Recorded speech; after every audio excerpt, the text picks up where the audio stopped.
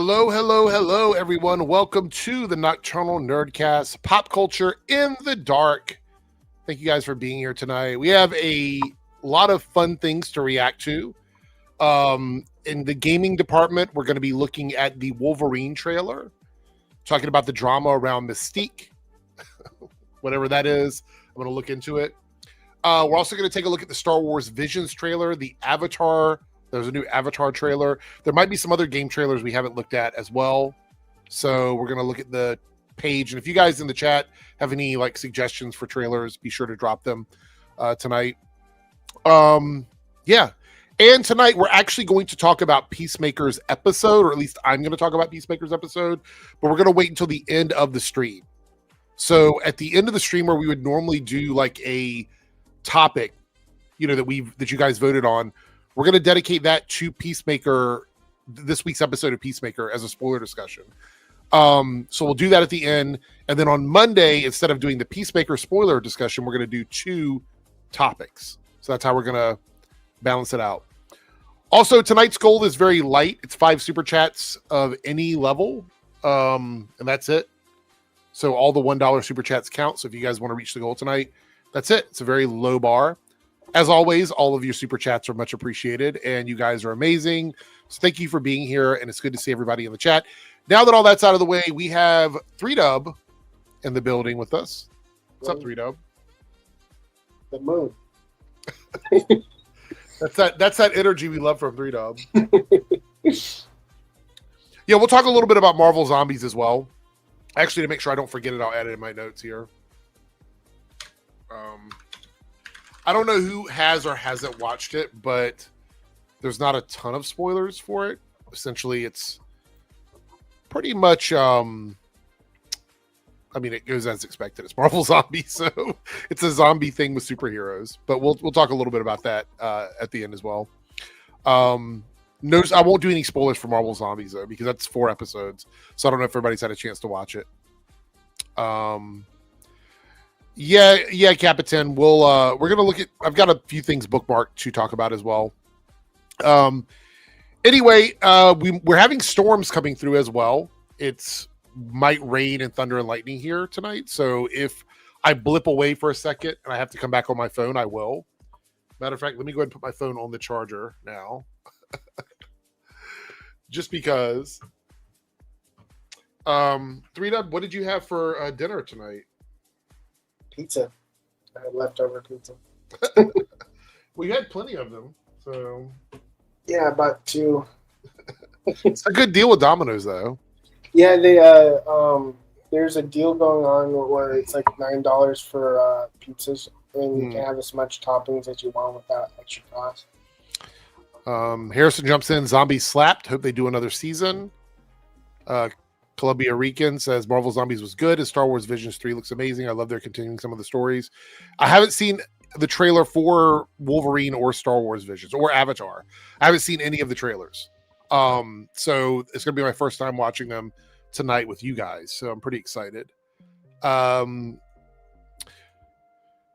see. It looks like now we can do, at least to some degree, I can schedule members only live streams. Hold on, where's it at? Why is the screen so big over here? Hold on for a second. Oh. Yeah, basically, I think you can turn the live stream into a members only live stream. Yeah, but it looks like it only works on one of my channels. It's not available on both of them. Is it the Debunks channel that isn't working? No. The Reloaded channel lets me do it. The Debunks channel doesn't. I don't know why. It must. Not sure why. I don't know what the reason is. Maybe it's too controversial over there. I actually think it might just be a random thing that they give out to people, and one of my 2 channels has it.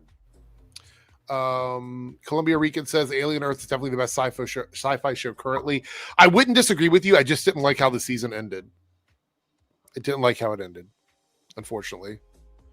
I think they picked a weird spot to sort of pause on the show. So I wasn't really excited about the way they wrapped that up for the season. Only because I've been very vocal about like making sure that whatever your season story is, if you're not guaranteed to get another season, you should wrap up your season as best you can. So yeah, I wasn't a big fan of that. Wasn't a big fan. But Alien Earth is great. I think it's a great show. There's a lot of good like standalone episodes throughout the season. There's like 2 of them that I can think of. Well, actually, the first 2 episodes, and I think episode 5 also is like a bottle episode. I really enjoyed it. I know there's a lot of controversy and drama around it, but you know, it's a pop culture fandom show. So people are going to be complaining about it. Let's see what trailers we got here. Let's see.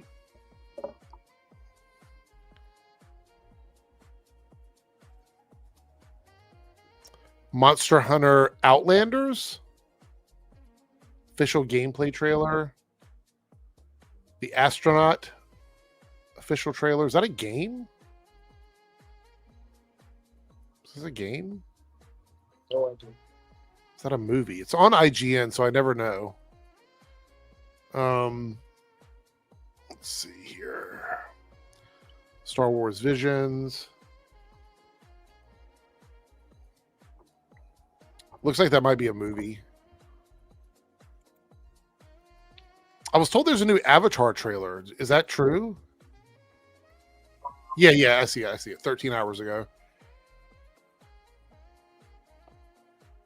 All right. We're going to wait for a few people to get here, then we're going to watch some trailers. Pretty excited to watch these trailers, to be honest. Pretty excited. Like the first 30 minutes is just trailers. And that has to be all cut out. Not always. So I saw some gameplay for the Halloween game, but I don't know if there's an official trailer. You know, am I always bored? Usually I am until I find something exciting to talk about. Then I'm no longer bored. Low watermark. I didn't know that Mystique was woke. I learn something new every time I come here. I didn't know either, but apparently the trailer, she's woke. I haven't watched the trailer yet, so, but I've seen people calling it woke, so I guess we'll find out if it is. Good to see you, Low Watermark. Isn't the entire X-Men woke? Yeah, sometimes. I did watch Marvel Zombies, and I'll talk about it a little bit. I don't want to talk spoilers yet. I'll probably save spoilers for Marvel Zombies till Monday, only because it's 4 episodes, and I don't expect everybody to have watched all 4 episodes. I mean, I watched all 4 of them, but I don't know if everybody's watched all 4 of them yet. So,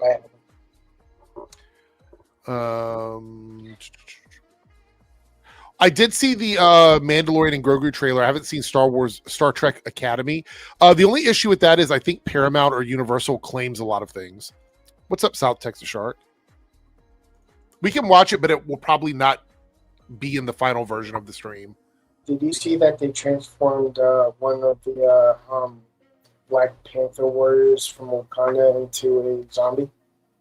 Yeah. I mean, that looks like live action. In what? Where did you see that at? It was on I think Facebook, where they basically did makeup on her just for fun, I guess. Oh, there's another Wicked for Good trailers out too.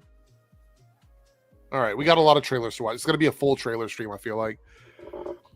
So no, there's nothing you can do to trailers. Like 3Dub knows this, and a lot of reactors know this. There's certain companies that just always claim trailers, and Universal is one that always claims them. Paramount is one that always claims them. So there's really not a lot that you can do. They just always claim. I think it's automatic too. Yeah. Like I don't think like there's people that surf the internet and look for specific things. Yeah. That would be so draining. Naruto with the $2 super chat. Thank you so much, Naruto, and a channel member. I do appreciate it. Just finished watching the new episode of Gen V. I'm enjoying Gen V, but I want to give it a little bit of criticism. And anybody that's watching it as well in the chat, you can sound off on this too. I don't like all of the referential stuff to our world some of it doesn't make sense to me. I said this about last season as well. There's some things in last season that kind of made me feel that way as well. There's just like real world referential stuff that breaks the immersion for me. And I'm not talking about like social issues or political issues. I mean like people that exist. You know what I mean? Like, who is Elon Musk in the world of The Boys? What like, who is that? Who is that person? You know what I mean? Like, I don't understand what is he doing that would be even close to it be like, with the kind of stuff we see in that world, what is he doing in that world that makes him who he is in their world like he is in our world? You know what I mean? Like, yeah, I got the joke and it made me laugh, but it makes me wonder, like, who is he supposed to be in that world? They mentioned AOC last year too, and I'm like, who is this person supposed to be? Like Sydney Sweeney's or whatever? What if in that world he's actually poor? But he's not, because they said he was an asshole. A poor asshole. I don't think so. I think he's supposed to be Elon Musk. Well, things didn't change much then. I don't know. Like, I don't mind it, you know, because I know a lot of the grifty channels that complain about stuff are like, oh, I don't want modern stuff in my shows. I don't mind modern stuff. I don't even mind if it's like a really close allegory, like political and social issues that are going on. I don't mind that. I just logically in my mind, who is Sydney Sweeney in a world where every popular actor is a enhanced person, a person with V? Like, we know that world, that all of the big celebrities are usually people with powers. So who would Sydney Sweeney be in that world? And with a world where technology is so advanced, who would Elon Musk be in that world? I just don't understand that. I don't understand how that works in their world. Have we actually seen it? Well, one of the names dropped, like an actor in the show, like Sydney Sweeney. Like, I mean, they mention names. They mention names. Yeah, they mention them. They don't show up, but they mention them. Like, have they ever showed up? I swear, I thought one did. I mean, we've had some people pop up here and there, but I think like when they use names of real life people in their world, I wonder how that exists in their world, because it's not like our world, right? So we don't have a world where anybody and everybody is a celebrity. In their world, the big celebrities are all people with powers, pretty much. Like, all the big blockbuster movies are people with powers. So how do you equate someone else that's popular in our world, in their world? How does that work? I don't know.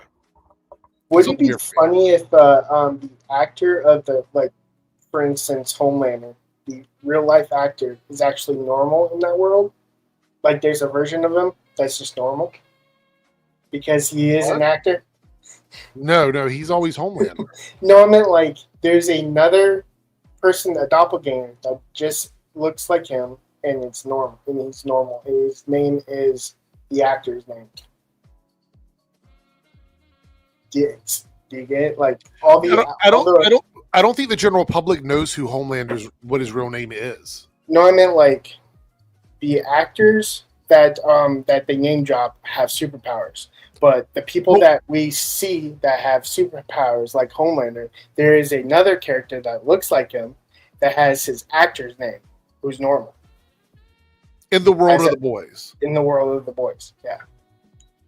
Like, there's a doppelganger that looks like him, but his name is not Homelander. I'm not sure I understand what you're saying. I'm just saying, like there is a doppelganger that looks like Homelander, who's Anthony Starr, right? Or the actor name. That's just normal. Right. So you're saying, like, in the world of the boys, yeah, we would assume that there is an Anthony Starr that's a real person that looks like Homelander. Yes, but he's just run-of-the-mill normal. Right. See, I don't like that, though. I just thought it would be funny if it was. No, it is. It would be funny if he showed up as Anthony Starr, yes. But I don't think they would even think about that. You know what I mean? Like, I don't think they would go that deep with it. I don't know. We'll see. We have another super chat here, $5 super chat from Connor Dorian. Charlie Manx here. Thank you for the $5. The Elon Musk in the world of the boys would be Tech Knight. Yeah, I always thought, am I wrong here? Okay, chat, clear this up for me. I always thought that characters in the boys were supposed to be allegories of people in the real world. For example, like, Tech Knight would be the Elon Musk or somebody from Apple, somebody from another company or whatever that's really popular. That's who that person would be in that world. So there would be no reason for Elon Musk because we already have the allegory for that. Same thing with like Homelander. Homelander is an allegory for other like authoritarian fascist people in the real world. So we don't need those people to exist. That's how I always like thought of the boys. You know what I mean? So like having the other people also exist, I don't understand how that functions in that world. Because when they mention AOC, I'm like, who is AOC in that world? In a world that's ran the way the boys' world is ran. And we can even spiral a little bit. We could spiral a little bit. Like in this week's episode, they tackled the whole trans panic stuff that's happening in the real world by using a character in the show. But the character in the show is not a trans person. Their powers are bigenderism. So they can switch back and forth between being a man or a woman because of their powers. So they're not really a trans person. And when we first met this character, I thought this is a good allegory to like a trans person, but in the world of superheroes. But then apparently in that world, they also have like the anti-trans stuff. But why does the anti-trans stuff exist in that world where there's like this superhero authoritarian thing going on?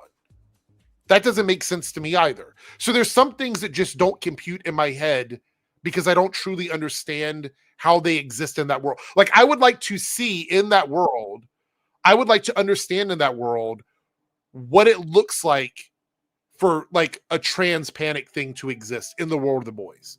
Like, what does that look like opposed to showing us a bigender superhero that is an allegory for a trans person? I just don't understand. To me, it's a little bit confusing. We have Joe in the building. Welcome, Joe. Hi. Muppet shirt. Love the shirt. Love Thank it, you. love it, love it. So, no, we're just talking a little bit about Gen V. I don't know if you're watching the show or not. I watched a few episodes of season 1 and I kind of bailed. Not because I didn't like it. Like it was fine. But I have trouble keeping up because there's so much good stuff right now. Like it's one of those things where it's like, I just got to pick and choose a little more. I like Gen V better than The Boys as a show. I think it's got a better pacing to the storytelling in it. But like for example, this season, we'll do these other 2 super chats in a second. This season, they're tackling a lot of real world issues on the show, which is fine. I don't have a problem with that. I'm not somebody that has an issue with like pulling things from the real world and tackling them. My only like requirement for that is to explain to me how it exists in that world. Like in a world where superheroes run an authoritarian control over, everything, entertainment, capitalism, all of it. When you're arguing about things that exist in our world that seem like they would be small issues in their world, for example, like trans people in a world full of like super powered V'd up superheroes that one of them is bigender and can transform between a man and a woman. I just don't understand what that would look like in their world. I'm not saying it wouldn't exist. I'm just saying like, I don't know how that would look in their world. Like what does that look like? What is the whole trans argument look like in the world of the boys that makes sense that it would be an allegory for what's going on in our real world? And I don't think they've done a good job, in my opinion, of like conveying what that is without using one superhero as an example. And I don't think that's enough, in my opinion. Does that make any sense? I think so. Yeah. I think the stories they're telling about the general public, in order for me to connect with it, I have to see how the general public interacts with those things in a real way. Because in the show, I don't think there's any, correct me if I'm wrong, chat, but I don't think there are any trans characters on Gen V. I don't think we've ever seen one on the show. We just have the character that is a bigender superhero that can switch back and forth between man and woman, and they get different powers. But that's not really the same thing to me. Like that's something different. It is something similar, but it's not exactly the same. So I don't know. I'd like to see more of the world. I think they could do a better job of like building the world up a little bit. So I don't know. Let's read some more of these super chats here. Naruto here with the $5 super chat. Like the Spider-Man soup using Zendaya as a safe word. That was on The Boys, right? No. Yeah, that was The Boys because it was Huey that went undercover as Web Weaver. It was Web Weaver. I think that was the character. Do you watch The Boys at all, Joe? No, I kind of bailed on that one too. I bailed on that whole universe pretty much. Yeah.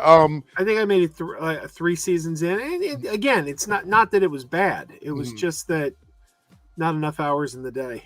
No, I get it. I have a similar feeling about this too. Like I feel the same way. Like what would Zendaya be in that world as an actor in a world where every actor is a superhero and they dominate all the media? Like what would that be, and what characters would you be playing in that world? Like she would be Spider-Woman. Well, that's what I mean. Like what does that look like? I know you're supposed to use your imagination, but for me as a viewer, there's a limit to how far that goes for me. And like you set up these boundaries for what your world is. You want to go beyond those boundaries, but you don't want to put in the work to make it make sense to me. I get a little bit lost in it. Just a little bit. It's still a good show. I have fun with it, but that's a nitpick of mine. Columbia Rican here with a $5 super chat says, I agree because the superhuman element changes how these said people are, because I'm sure people would be different, so would do different choices. Well, a good example, right? So they mentioned AOC on The Boys. I think it was The Boys. They mentioned AOC. They mentioned AOC on The Boys, but we know that their president isn't Trump or Biden or Obama. Like they have a fictional president. So why pick AOC as a real person, but then all of the people we see on screen are all fictional politicians? It's a weird thing to do, I think, for me. That's all. That's it. $5 super chat from Connor Dorian here. Do you think we'll ever see Stormfront again? I think we're going to see Stormfront in the Vought Rising show, right? They're doing a prequel series to The Boys where they're going to go back to the World War II era. And they're going to show the soups back in World War II. So I think we will see Stormfront again. It's a good thing Jensen Ackles doesn't age. Didn't she have a different name back then? Hold on, let me see something. I think she had a different name. Yeah, I think she did too. Let's see. What was her superhero name before Stormfront, everybody? I think Liberty. It was Liberty. That's what it was. Lady Liberty or something like that. Yeah, I believe that's right. I think that's correct. So I think we'll see her again. I had a friend who really wanted that actress who played Stormfront to be cast as the new Cara Dune on Oh, I think her name is Aya Cash, right? Isn't it Aya Cash? I'd have to look it up. Yeah, that's right. I don't know. Don't quote me on that one. She was really good in that role, though. She played a really good heel turn character. Is that right, 3Dub? Yes. Okay. What's up, Canada Graphs? What's new and exciting? Well, we're going to watch a bunch of trailers tonight. No bonus topic. And for everybody that wants to stick around at the end, we are going to talk about Peacemaker's recent episode. I don't know if everybody's had a chance to watch it, but it'll be the final topic of the night. So if people want to bail at the end, they can, so they don't get spoiled or anything. I'm actually surprised they didn't recast Cara Dune. I'm surprised they didn't, because they were going to do a whole show around that character. Yeah, I thought they should have. I was totally in favor of that. And I said, even, to be fair, they haven't recast a whole lot of characters in Star Wars. I mean, every now and then, Keanu Obi-Wan, it's the younger version, but same thing with Solo. They did a younger version of Solo. But yeah, but for the most part, Star Wars has been pretty consistent. Now they just did it with Andor and what's his name, Bail Organa. But I was like, well, even if you just say it's Cara Dune's sister, Lara Dune, or something, just change it, a letter. I don't know. It's Star Wars. She could just look different, be like she had something done, and she was blown up in a ship, and we had to do surgery or something, and now she looks like this or whatever. Technically, two people playing Mandalorian. So So I know we're not talking about Star Trek specifically, but we're going to watch a trailer for some Star Trek stuff tonight. Or actually, I think there's 2 trailers we're going to watch. 3Dub, you're not watching Star Trek, right? You're not a Star Trek person. I'm occasionally like dropping. Okay. Well, I know that Joe is, obviously. Like Joe's probably is like me and watches everything Star I watched the original Enterprise and the reboot. Okay, that's not. Yeah. I think I said it before, but Star Trek and the Muppets are my 2 top things. Yeah. In the world. Yeah. If you give me a second, I can find a picture of the greatest day of my life. Oh, okay, go for it. The reason I was bringing it up is because if we watch the recent season of Strange New Worlds, I feel like, and I don't know if they've talked about it or if some random corner of the internet has discussed this, I feel like they're setting up a reboot of the original series. Akiva Goldsman has already stated that they've pitched it. Because the Kirk actor is being very present there. Obviously, Spock, people love him. Uhura, people love her. So, and now Scotty has been introduced. So, apparently, it's their name for it is Star Trek 1. They've asked the fans to write to Skydance and tell them that you want to see Star Trek Year 1 as the follow-up. Yeah, not too surprised about that. Did you find the picture or no? I did. Hang on a second.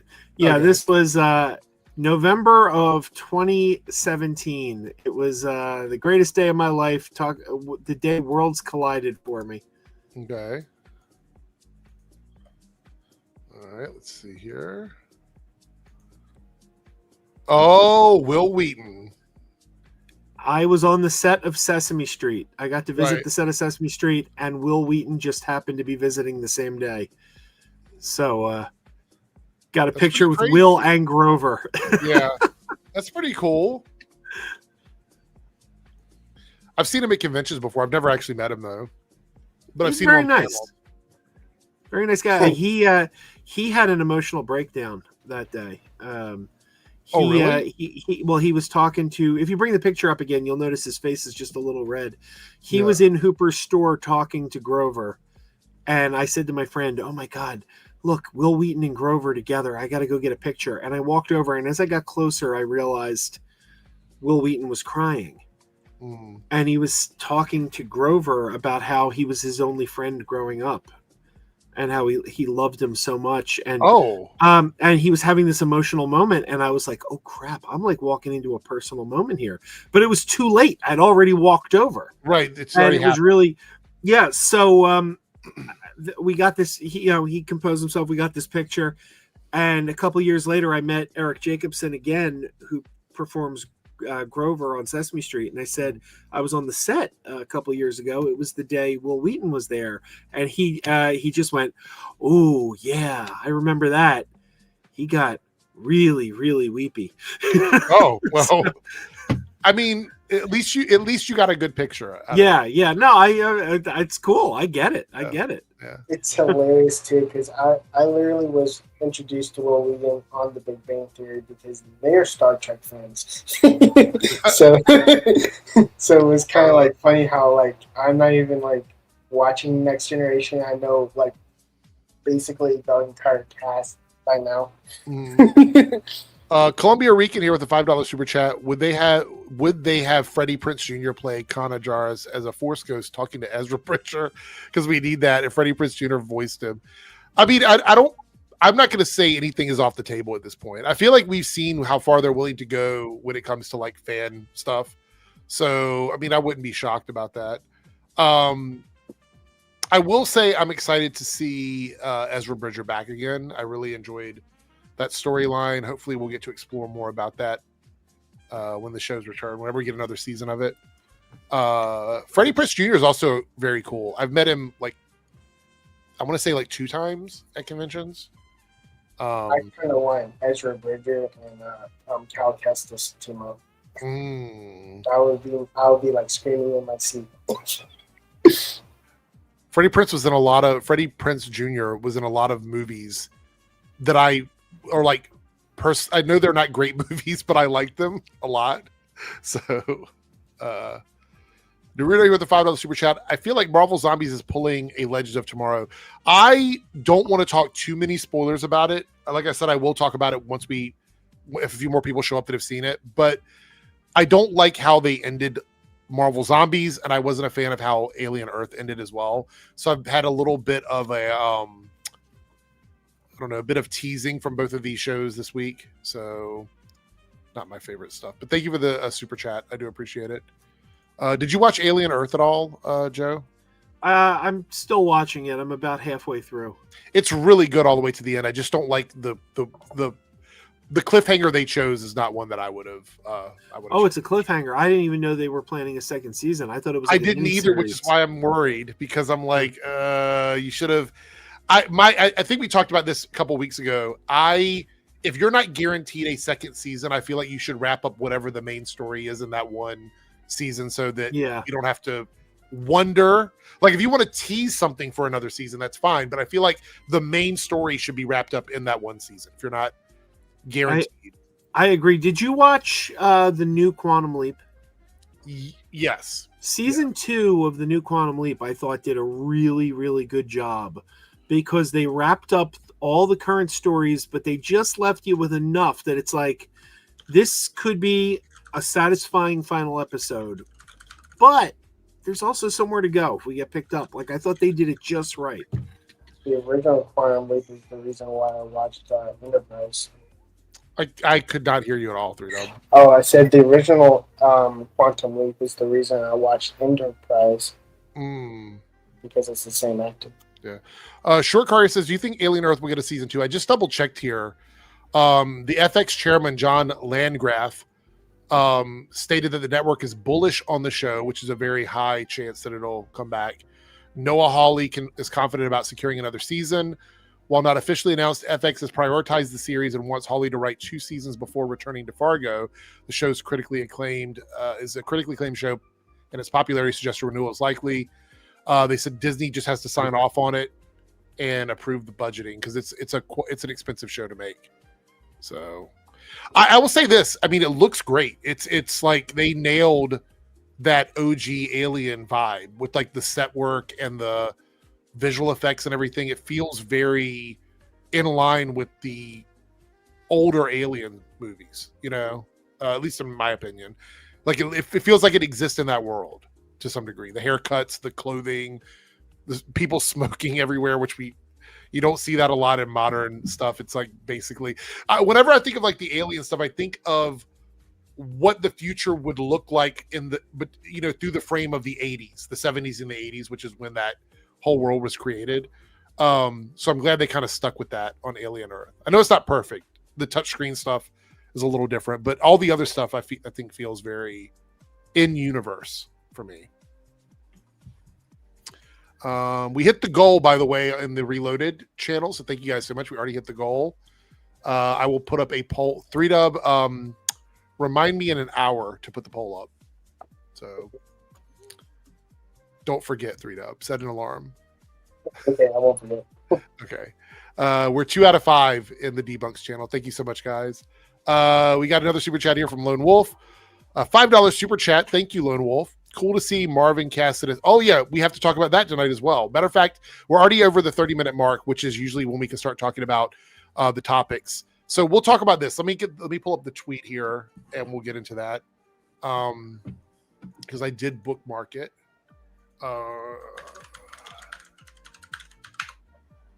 Let's see here. Whoops. No, I don't want the picture. I want the tweet from Discussing Film.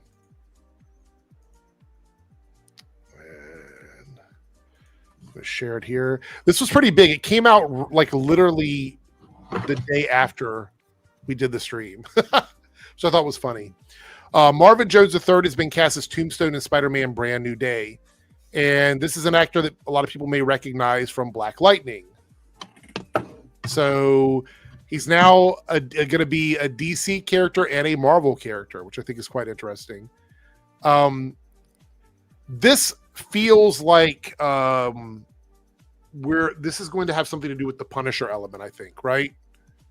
Having Tombstone there. I feel like this character would blend well with whatever storyline they're going to be doing with Punisher.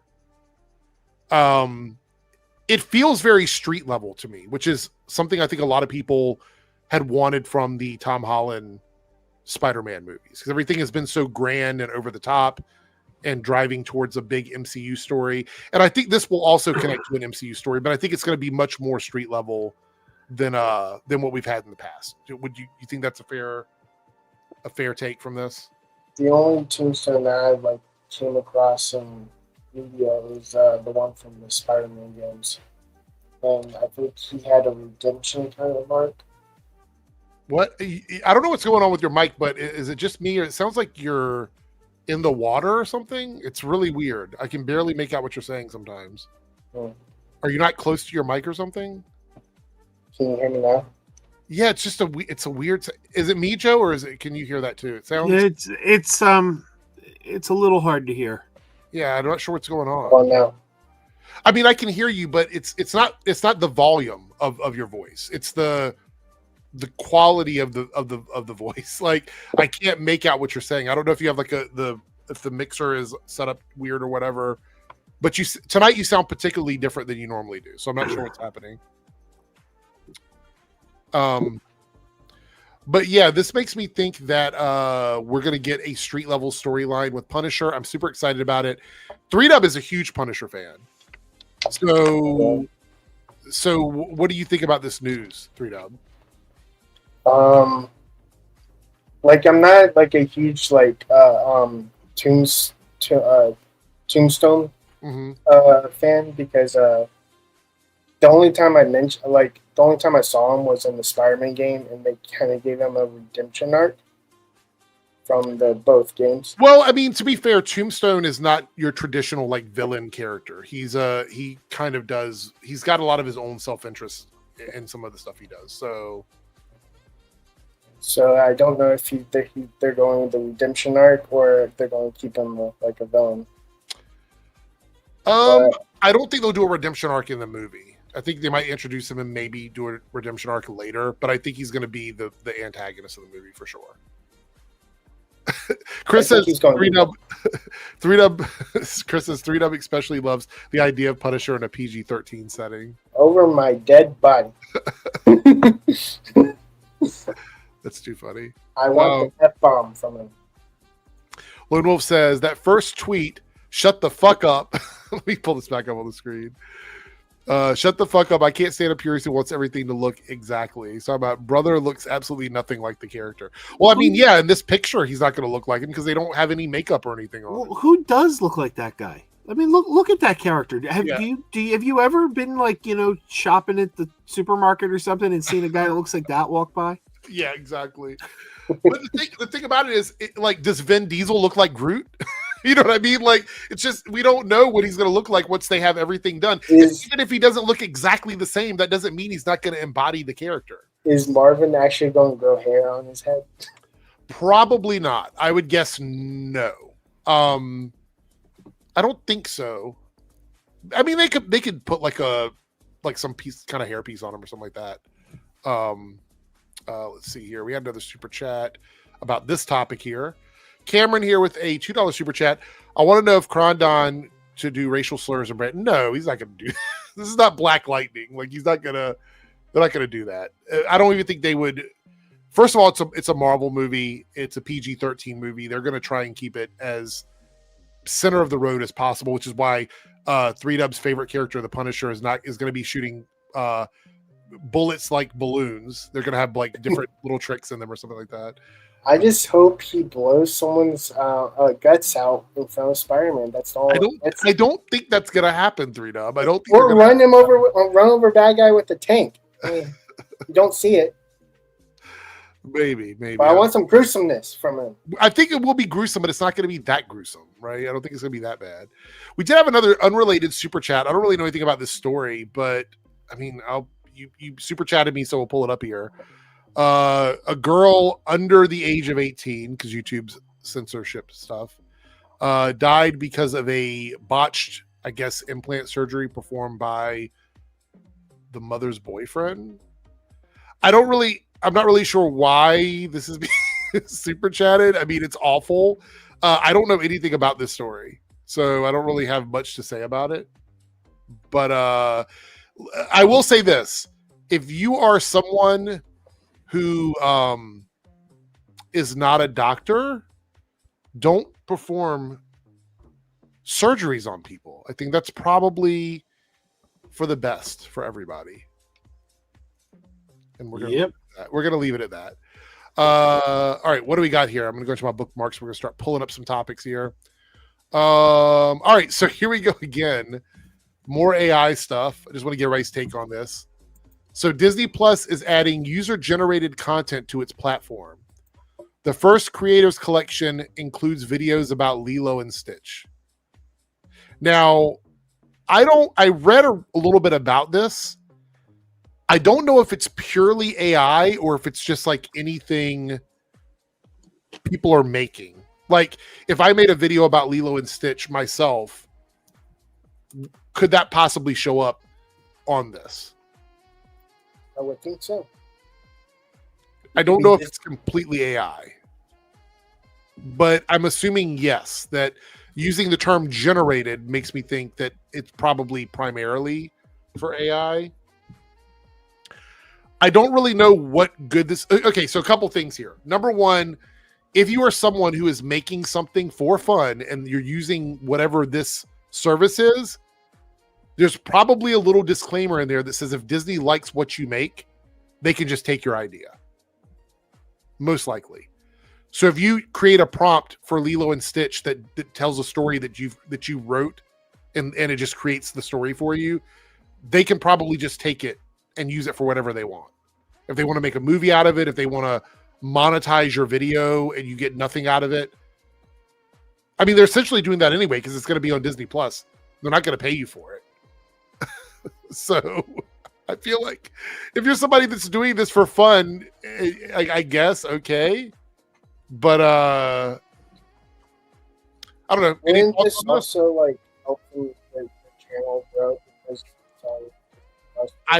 I could not hear anything you said, 3Dub. I said, wouldn't it like help their channel grow because they are like being shown on Disney Plus? It's no, because if it's user generated AI content, it's probably made specifically through Disney Plus, and you're not going to be able to advertise anything on there. It's just going to be Lilo and Stitch. It's this. Okay. It might credit your account name on Disney Plus, but it's not gonna. You're not going to be like, shout out to my channel on YouTube and TikTok and Instagram. They're not going to let you do that. That's not going to happen. Cut it out. So, Darren has arrived in the building. Hello, Darren. You're muted, by the way. We're just talking about the fact that Disney Plus is now going to allow people to upload AI content directly to their Disney Plus page. So that's why it was on the wrong mic. Oh, well, that would explain it then. I was saying you sounded like you were in the water or something. Yeah. Going through my computer, not my microphone. Oh, I've been talking to my microphone for nothing. Yeah. Yeah, this is definitely very interesting development, I think, in the like landscape of content creation.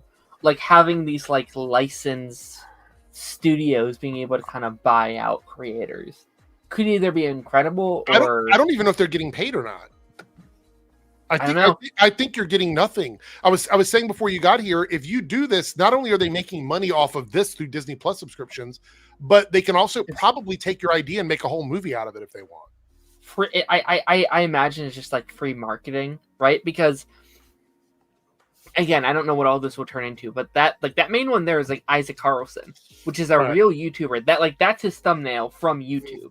So I imagine what this is literally just like linked in from YouTube to that was my other question, is how much of this is like user made that isn't AI and how much of it is AI generation. We're gonna have to wait and see what that looks like. Also, I want to point out that in the midst of all of this drama that Disney is dealing with, they've decided they're going to raise their prices next month. Yeah. I think they announced that a while ago before. Like, I seem to remember Campia doing a topic on that. So I don't think that's new news. I think they should have paused it, though. They should have said, yeah, it's not a good time for us to raise prices when a bunch of people just canceled their subscription. I mean, they raised it last year, too. They raise it every year, it feels like. They should have been like, it's now half off for like the next 6 months or something. Well, the thing is, on Roku TV, because we have a Roku TV, on that one, they're advertising a deal on the bundle right now. Like, you can get all of it for like 40% off or something. Yeah. So I'm like, should I cancel my current account, create a new email, and just start a new Disney Plus bundle for like the next year or something? I did that on Peacock a couple of years ago.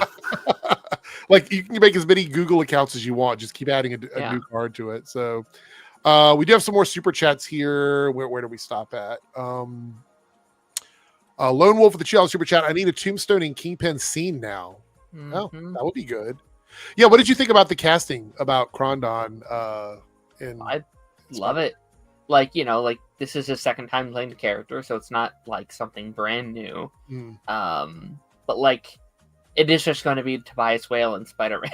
Well, that's what I thought. Yeah, makes sense. Yeah. But like, I'm excited where it goes, because like this isn't a one-time role. Like Tombstone's a character that's around and doing stuff. So like I don't think they're going to kill him off. I think he's going to be around. I think he's going to be a recurring character. They would be stupid to get rid of him in one movie.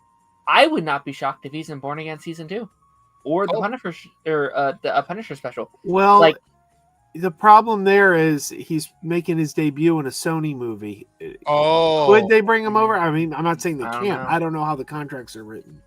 I think it'd be cool if he was like the villain of like the Punisher special or something. That would be great, actually. And like that's how they like make that transition, because Joe makes a good point though. Definitely, I think that's for sure. But like they've said the like Punisher special is going to set up Spider-Man 4. That could be a fun way to do it. Have those two appear there, and then that storyline just kind of transitions into Spider-Man 4, as long as you don't have to understand anything going into that project. The Tombstone in Your Friendly Neighborhood Spider-Man was really good, and I can't wait to see where they're going to do with that character. All right, we have another anonymous coming in with the hot topics here. 199 super chat. Did you see the MAGA dentist admits to harming her patients? I did see this story. Actually, I did see this one. Okay, let me give you guys the quick rundown on it. Dexter storyline. So she admitted to giving non-MAGA patients less laughing gas for things that she was doing or something like that. Intentionally raising the risk of like harming them. Now, I don't know if anything's going to happen to her. I'd assume she's going to get in trouble for this, because admitting to that is like literally a way to lose your license.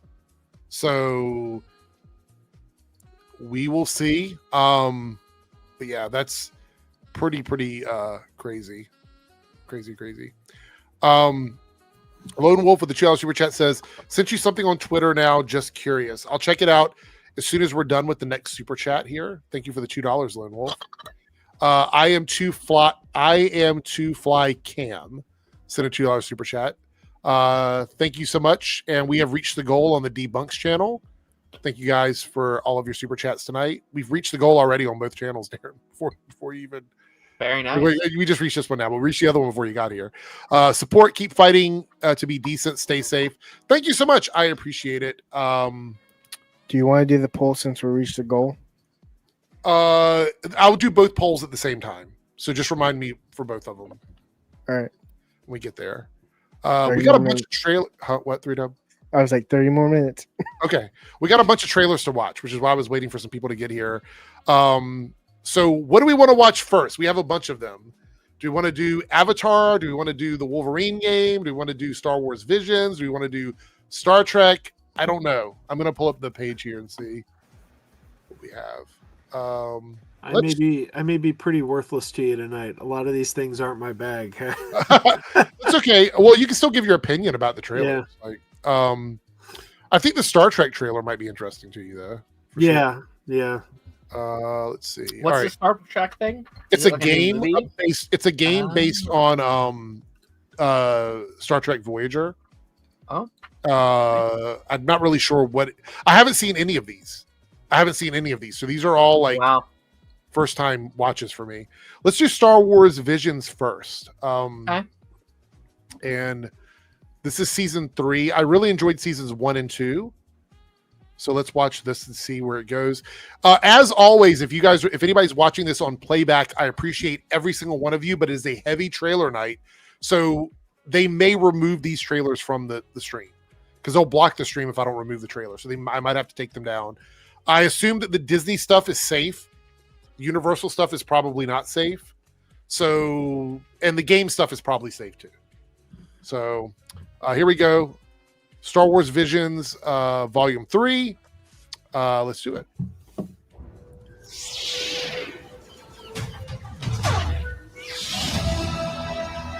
The path ahead seems so bright with possibility.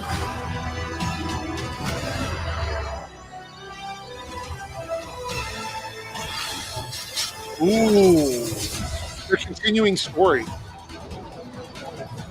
There are some things you can believe in, even if you can't see them. It's all connected.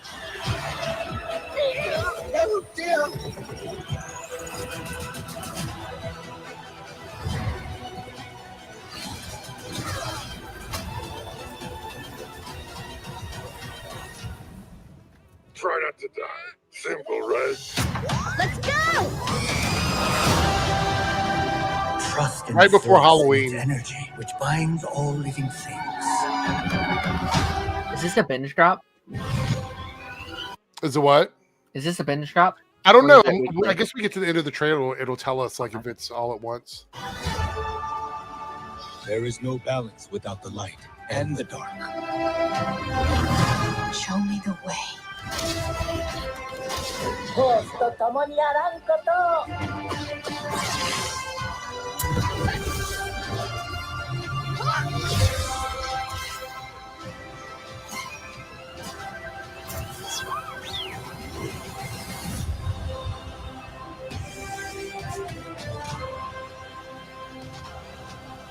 Well, it doesn't say all episodes, but it does say available October 29th. Maybe It's someone probably in a the chat thing. might know. A couple thoughts on this, and this is not just about this trailer, but it's about Visions in general. This is what I wanted What If to be. Yeah. Star Wars Visions is what I wanted. Different animation for the episodes, different directors, different characters, stories that are independent as part of their own little bubble. What If was okay, but What If could have been this. I think this is a much more successful version of what If was, in my opinion, personally. I enjoy this trailer. I like the different art styles. I like all the different types of the cinematography they give us, the different stories they're giving us, the continuations of some stories. There's nothing leading into one big event at the end. I really appreciate that from them. They really stuck to that so far. So yeah, anyway, that's my thoughts. Anybody else want to chime in? I haven't done season 1 or 2 yet. But me and Taz are planning on doing so before this new season drops. So Okay. looks exciting. Like I'm very casual Star Wars. So Well, this is But, good like, then. It's good because this each is- story kind of tells you it's what you need like to know. isolated, which is exciting. That's why I loved Mando season 1 so much, because I was like I could just enjoy that, and I didn't have to know all these planets and characters and lore. I could just enjoy that season alone, and that was it. So I mean, some of this is just beautiful here. Let's take a look at some of these shots. Like this is like Studio Ghibli. It's really great. a lot of it looks gorgeous. I mean, it's just so it's got so much personality to it, which Yeah. I think is one of the things that hurts What If is there's not a lot of personality to What Yeah. If. I agree. Like, look at this. It's incredible. And if you Ronan's look, here. Oh, really? Well, there he goes. Let me add him to the stage. yeah. There we go. He jumped in while the music was playing. I didn't hear him pop in. What's up, Ronan? What's up, bub? We just watched this trailer for Star Wars Visions Volume 3. I'm blown away. I can't wait for Star Wars Visions Volume 3. I'm assuming you watched seasons 1 and 2. Oh yeah, I mean, come on, I'm biased, but season 1 has a literally an episode called The Ronin, and it's full Kurosawa, and it's full Yeah. Kurosawa style. They gave the character his own book. His figure was hot selling at Celebration, and now there's a continuation. And yeah, I adore. They're not my favorite things, but I am so glad they exist. Mhm. And Volume 2 had an episode where it's like, I think it's French animation, and it's about a Sith person painting. Yeah, it is. It is French. I remember the one you're talking about because I looked it up when we were watching it. So, and it's one of my favorite stories ever in Star Wars. It is gorgeous. I want to know who this character is, and can I get this toy immediately? I want this character. The plushie's coming soon. Yeah, yeah. So I figured it was an Ewok. is it an Ewok? probably. You know, it could be because the art style is different. So, I just looked it up. It is all October 29th. So okay, cool. All right. Yeah, they hit to drop them all at once. Sometimes I think. Yeah. That is one of my pet peeves. I hate when everything gets dropped at once. I do too. Especially like anthology shows. That's such a damn shame because instead of being able to talk about each one individually and that entire world that they create, you have to talk about like all 8 stories all at once. And but like all of them, I'd argue. I kind of see the good and the bad of it. Like the bad being like it's over too soon, and the good is you have a concise story that you don't forget, certain parts because it's fast. And well, that's the thing though, is there's no story to forget. Each episode is independent of each other. There's no story that goes all. I mean, it's more like fluent. So there, like if you have a cliffhanger at the end of episode 1, you don't have to wait long to watch episode 2. Yeah. If it's a serialized show, I agree. I think there are pros and cons to both things. Like the pro is if you are someone that just wants to watch your shows, you're by yourself, you don't go on YouTube, you don't talk to your friends, you don't talk about it on the internet. Binge model is perfect for you. You can watch it all at your own pace and get it over with, be done with it, and have your feelings about it. If you're someone like myself, I like to talk about things over time. So I don't mind waiting. Yeah. My biggest issue is cliffhangers at the end of the season. Those are the things that bug me the most. But on episodes, not too much. I love it though. What drives me crazy is spoilers. Because I do not, I have a job, I have kids, I got so much going on. I cannot sit down and watch 13 episodes. Like if thank God Stranger Things is being broken up now, but like when they used to drop 13 episodes of Stranger Things, they'd be like, season 3 is up. You couldn't avoid spoilers. No, you'd wake up in the morning and somebody's watched all of it already. Yeah, and I would think to myself, don't these people have jobs? Like, yeah, I feel the same way.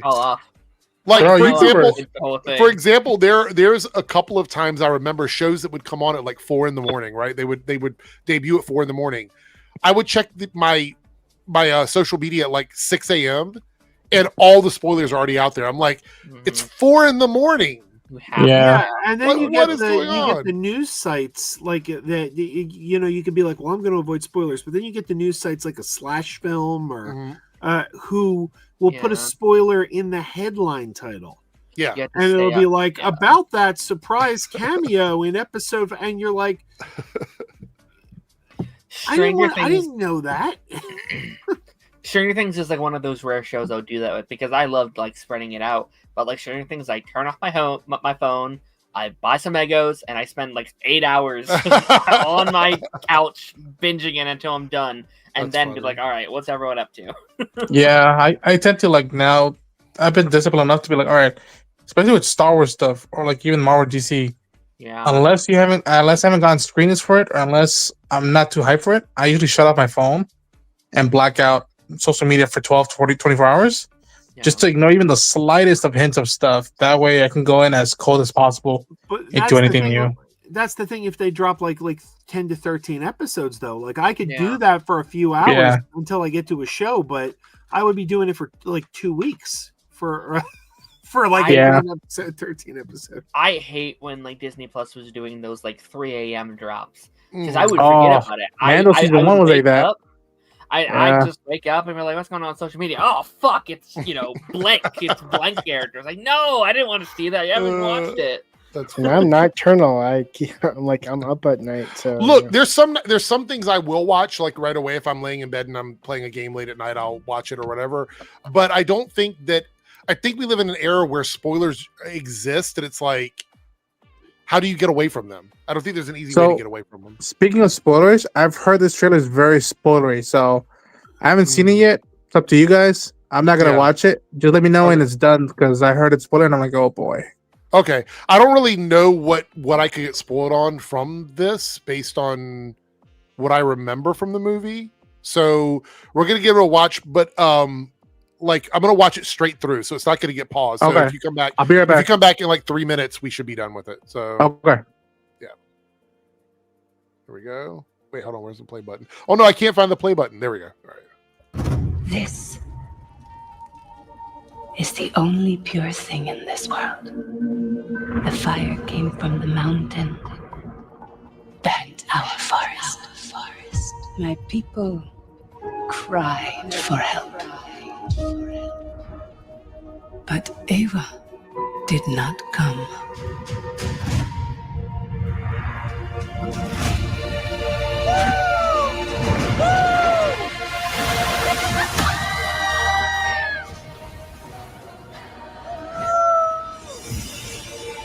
Very quickly, this will probably 100% get claimed because it's Skydance, which is connected to Universal and Paramount now. So this probably will not be in the stream when people watch it on playback. This world goes much deeper than you imagine.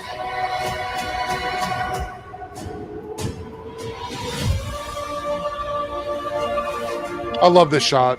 I did see this on Twitter.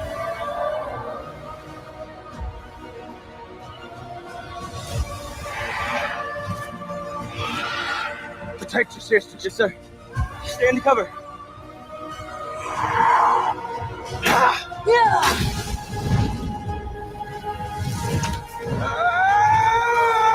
What does that always say? Sully stick together. No, the other one. Sully never quits. That's right. Sully's never quit. How do you still live? What if every human being on Earth could live here without a mask? Then the Na'vi people will be gone. Whoa. I think that was a spoilery thing that he was talking about. That bit right there about the whole human not wearing a mask or whatever. You want to spread your fire across the world. You need me. We must fight! I call upon the warrior mother.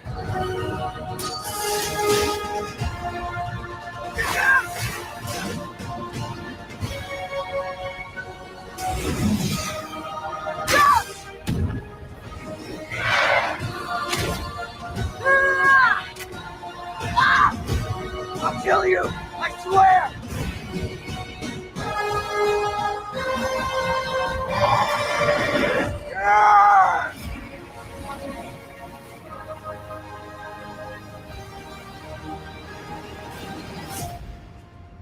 Okay.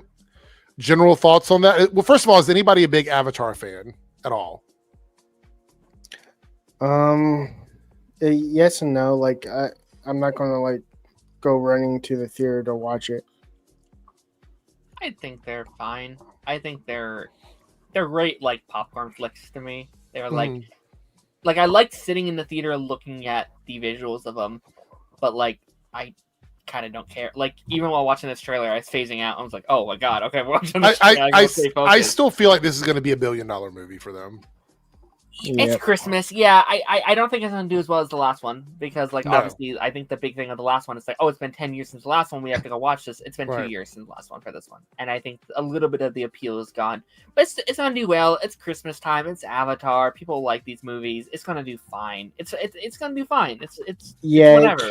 The only way it can top the second movie is if it made $3 billion. That's not happening. No, it's not. I don't think it's going to top it. I think it's going to be a good movie for them. They've had a year of sort of like lull, like films in terms of like where they're at. I think this one is more of a. I think this is more of a sure thing for them than the previous movies. And there's not a lot of like things coming out this December, right? It's kind of like you have Five Nights at Freddy's, obviously, and you have SpongeBob, but like there's not a lot of like big movies this December.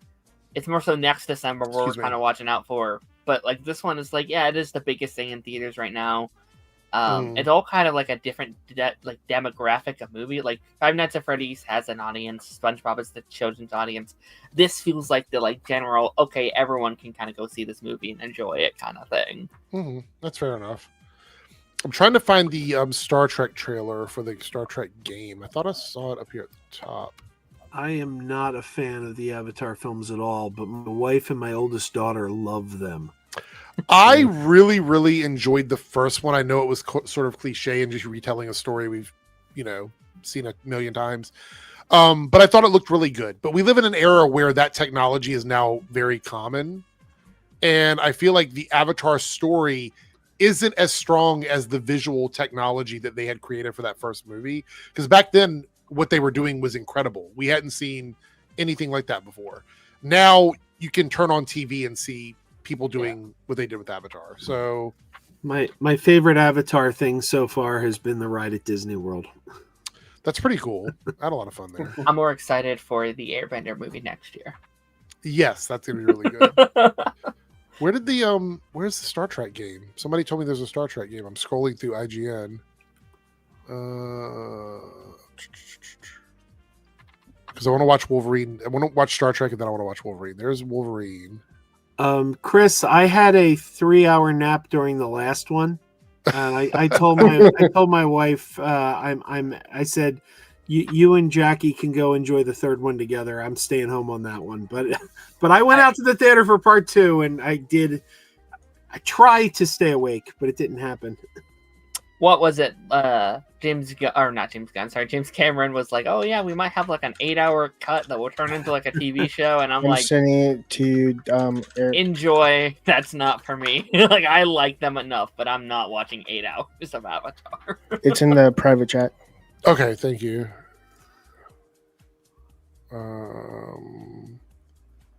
Let's see. Should I text Ronan that we're done? Oh wait, sorry, wrong one. You can. I think I sent you the wrong one because it said 2 years ago. 2 years ago. Yeah, I'm sending you the one that's an hour ago. All right. Let's see. I just looked at the timestamp. I was like, wait, no, that can't be right. This is 2 years ago, 3Dub. Yeah, that's the one that I said that it was 2 years ago. I was like, that can't be right because that's. All right, so this is the official. It's a gameplay trailer, but I want to check it out because I want to see if this game feels authentic to Star Trek because that's really what I'm looking for here. So, spoiler alert for me, and it might not be spoiler because I've talked about it before. My favorite show, even though it's got bumps and bruises on it, is Star Trek Voyager. Of the old Trek stuff. That's my favorite show. My favorite cast is Star Trek Next Generation. My favorite show is Star Trek Voyager, but I think the best show was Deep Space Nine. So that's kind of where I'm at. It's like, I think the best overall show was Deep Space Nine, but I didn't like all the cast, and I think the first 2 or 3 seasons of that are rough for me. Next Generation is my favorite cast. I think there's so much chemistry between that cast. However, I enjoyed Voyager. The idea of a Federation ship being in the Delta Quadrant with no help whatsoever, and having a captain who struggles to deal with all of the things that they have to do as a captain in a world where there's nobody coming to save them. I always thought that was really interesting. So anyway, this is Star Trek Voyager Across the Unknown official gameplay trailer. Now, gameplay trailers typically aren't that exciting, but it will give us an idea of what the game looks like and what we're going to be doing. I'm very curious what kind of game this is. And like, is it an action game? Is it a story-driven game? I don't know a lot about it. So let's see. Oh, the ship! I used to love watching the intro to this ship back in the 90s.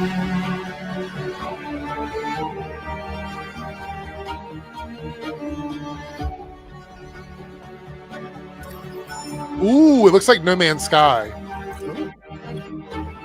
Oh, you can scan for stuff.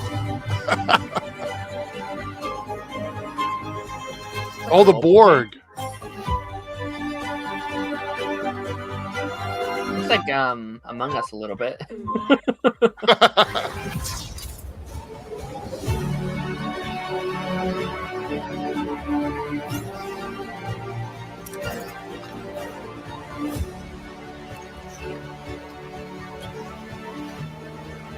What's that game where you have to go around and do stuff? Is it what is it called? The one where somebody's a murderer? Among Us. Oh yeah. That's what it's giving me the vibes. Yeah. Yeah. Yeah, that's what I was saying.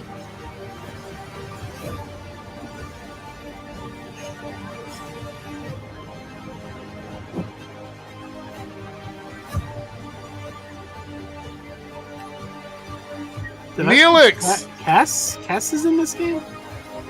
Yeah.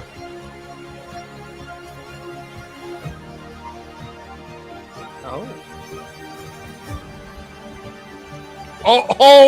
Oh no! Did you see that, Joe?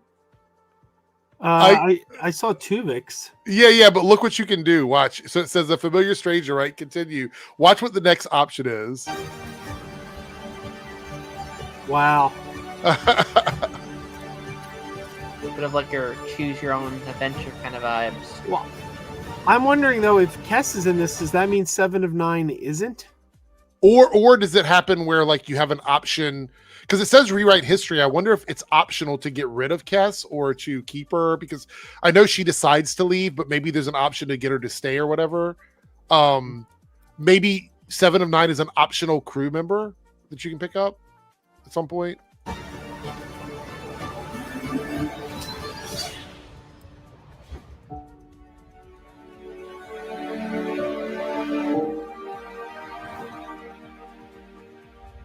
It says wish list now, so there's no official release date, I guess, for this.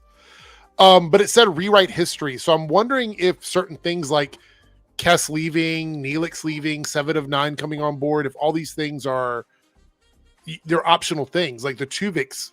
Like, I know a lot of people that aren't Star Trek fans probably don't know this, but there's a big dilemma around Tuvix in the show, and it's become like a talking point within the Star Trek community on like the moral implications of what they do with that character. And it seems like in this game, you will be able to make that decision yourself and see what that does if you choose not to make the decision that they made in the show. Yeah.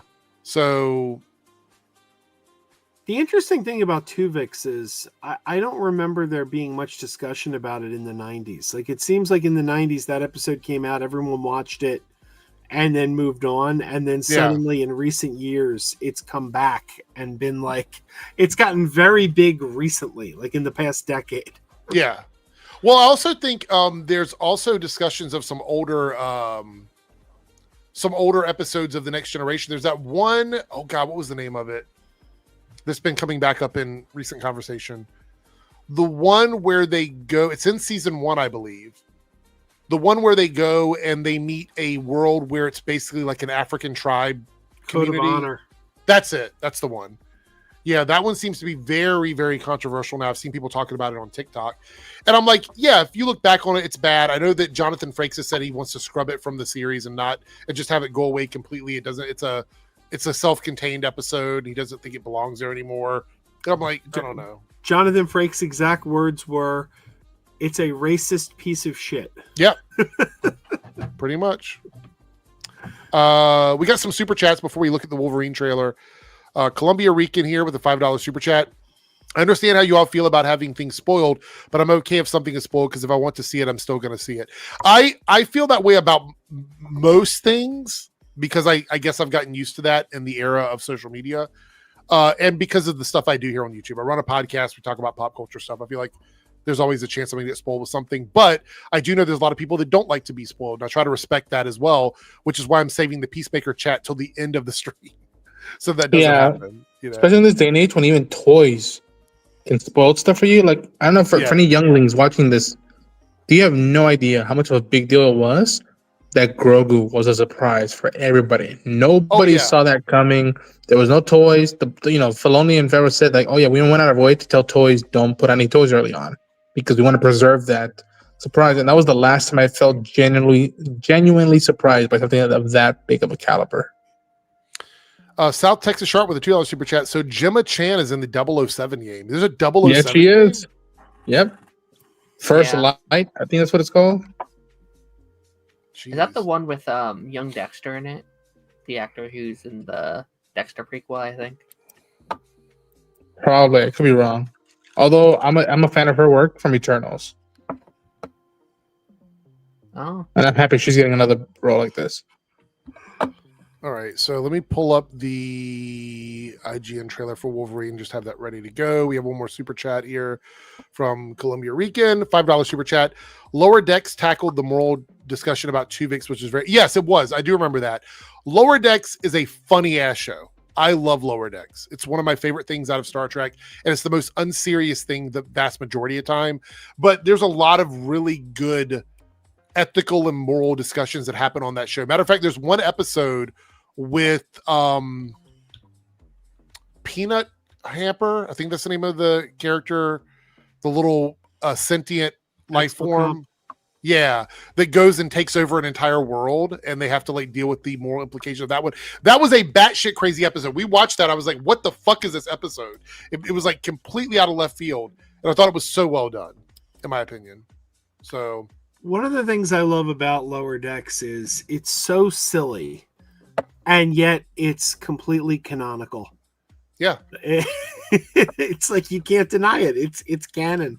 And I know it's not quite the same thing, but I actually enjoyed Prodigy as well. I know that they kicked it off before the second season came out, but I thought it was a fantastic show that like transcended ages. It's supposed to be for kids, but it was a very like good show for like everybody to watch. I think it was an excellent show, but I think what happened with Prodigy was I think that they made mistakes in marketing. Mm-hmm. They were billing it as a children's show. Mm-hmm. And I think the problem is kids didn't watch it. And the problem there is it was billed as a children's show. So for that reason, adults chose not to watch it too, because they didn't think it was for them. Season 2 was much better than season 1. Season 2 was great, I thought. I think they've got a new Star Trek show coming out made for really little kids, and I saw the preview for that. Preschool level, Oh, it's already out. Stuff. Yeah. Oh, is it? Already out. It is. All right, look, I'm not the target audience, okay? Right. I'm not the target audience. With that in mind, I'm still going to say it's really bad. Oh, because it's trying to be educational, but I don't see what they're trying to teach in this. Like I'm watching it and I'm like, you could have used Star Trek to teach science or, but it's all like matching game stuff. Like this meteor, a giant meatball's coming. What do we use to stop the meatball? The rubber ducky?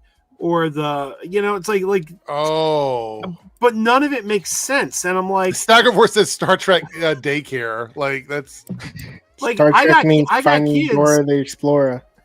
I got kids, like a Star Trek for toddlers. When my kids were toddlers, I would have welcomed that, but this ain't it. That sounded those options sounded like Dora the Explorer. So we have here from Jay says, I don't want to be negative, but I watched season 3 of Strange New Worlds and that was rough. I didn't have a problem with it until the final episode. The final episode for me was by far my least favorite episode of the season. It felt very rushed for some reason, and I think it didn't land for me, but I was okay with pretty much the rest of the season. So oh my god, Patton Oswalt, man. Patton Oswalt, that episode. That was a great episode. I love that episode. The post-credit scene where Spock is just showing when he goes, "Pull my finger." Yeah, he pulls the finger. No, it was great. And now, what a great, just like a pocket episode of like Star Trek. It was really, really good. Space and Goat says last week the guys named their favorite Disney villains, and I was sad no one mentioned Xanathos. Well, who? I've never been. Darren's muted. Didn't we do that a couple weeks ago? Yeah, it feels like it was more than a week ago, but maybe Space and Ghost wasn't here. Who's the villain? Preschool Star Trek brain rot. Oh my god, that's hilarious. Interesting twist though. There's now a fan theory. Okay. Yeah.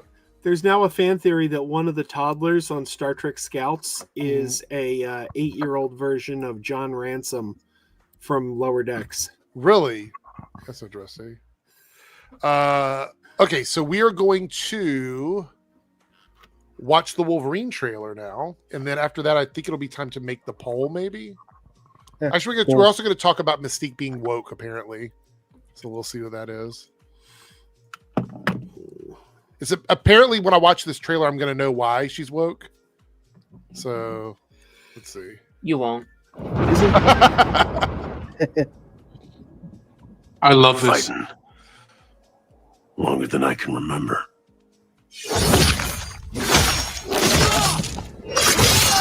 Wow. Yay, gore! Holy crap.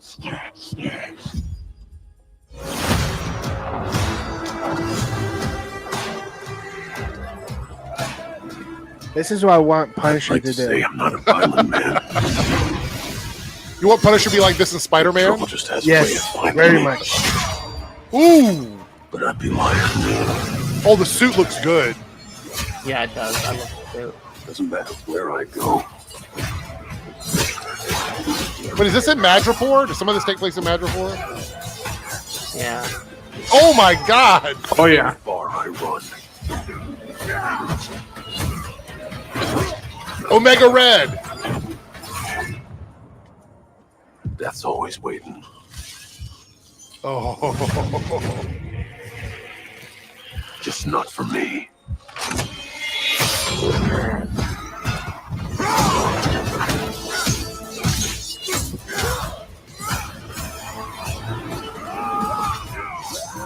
Oh my god! Because I ain't no. Is that all the Mystique stuff in it? Like I said, no, you won't.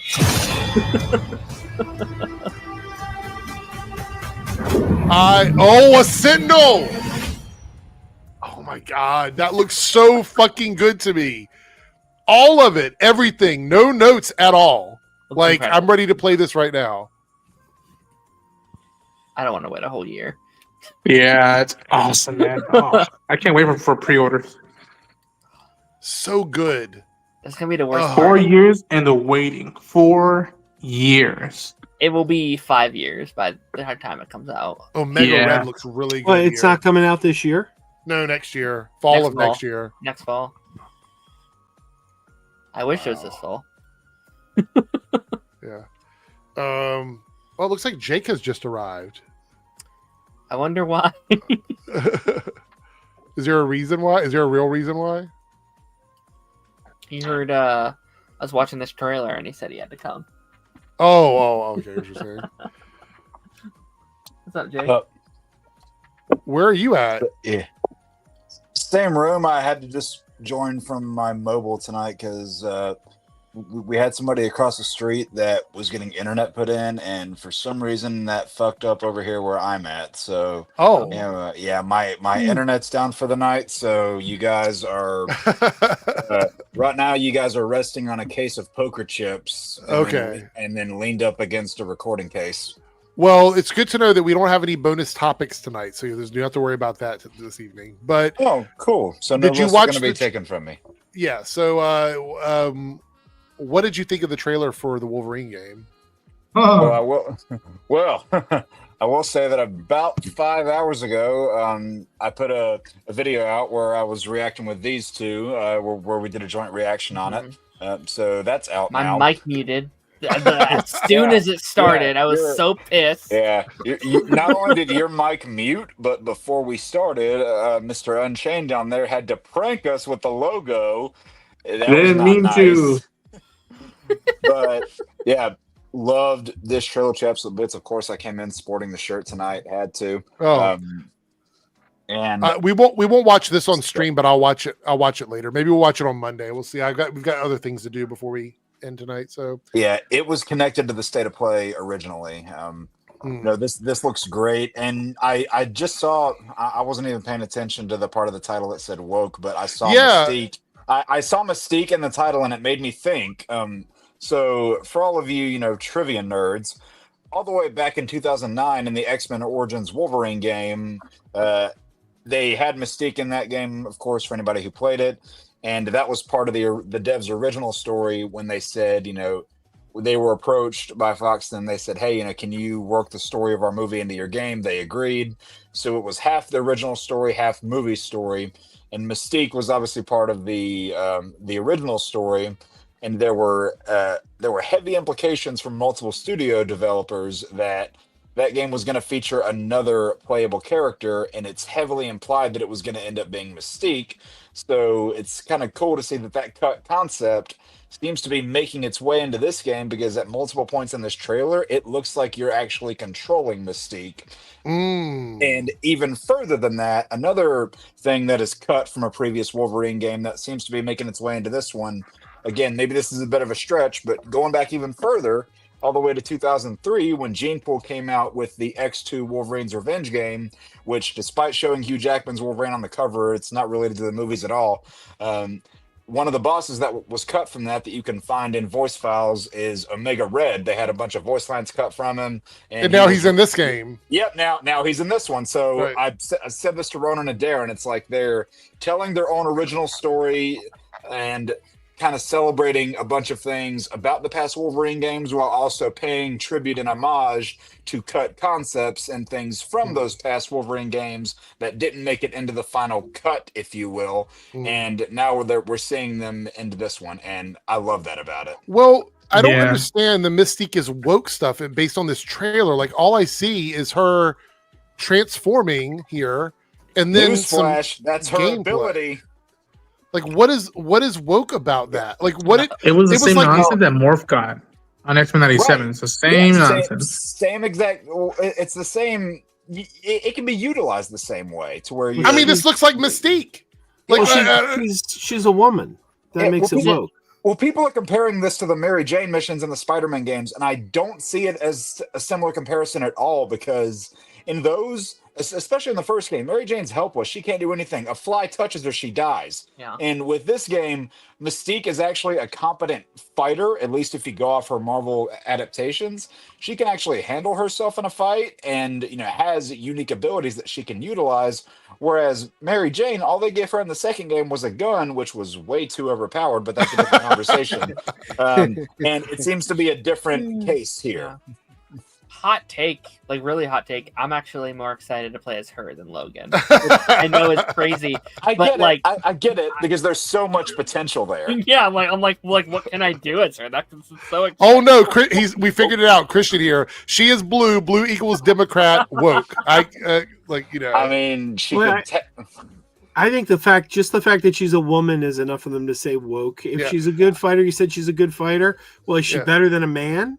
Did they make a man look like he's not? Well, she can be a man. She can be a man. That's the thing. People think she looks trans. She's literally a shapeshifter. Like, she can look like a man exactly. So I don't understand what the issue is. Like, what are we doing? People are fucking stupid. Yeah, woke. It's the biggest. I got nothing to say, but I want to say something. Yeah, it's so. By the way, am I coming through okay on these AirPods? Yeah. Okay. You sound good. Cool. Cash says, I actually like those missions, the ones with Mary Jane, the MJ missions. I like them more in 2. They're fine. Honestly, I'll say this: the one mission in the first game where you're playing as Miles and you're running away from the Rhino, that's better than any of the Mary Jane missions. Love that part, because that actually made you feel like you were that actually made Rhino feel like a legitimate threat, because in a number of games prior, they kind of treated him as just the rampaging, brainless idiot. So it's also so cool to get to play as Miles before he's Spider-Man. Like you're beginning that journey. Yep. Also, Darren, I just thought of this because you popped back in here and were like this. A friend of mine saw the thumbnail that was on my Wolverine reaction for this evening. And they messaged me and they said, "Who's the guy in the glasses and why does he look like you?" Oh my god! All right, I'm gonna write the because I know 3M's about to tell me, hey, you got to do your polls now. So we're gonna do both the polls for both channels. While we do that, I thought it would be polls. So here we got South Texas Sharp with a $2 super chat. We're gonna look at all the super chats, but we're gonna do this one so everybody can sound off on some of their stuff from this week. I cannot see the chat, by the way, in mobile view. So if something is said, then tell me. Okay, so what did you watch this week? Everybody can sort of sound off on anything you want to promo that you watched this week that you think other people should check out too. And I'm going to make the poll up while you guys do that. I started the Pit this week. Since it won its Emmy, it's pretty damn good. People are right. I watched. What is it called?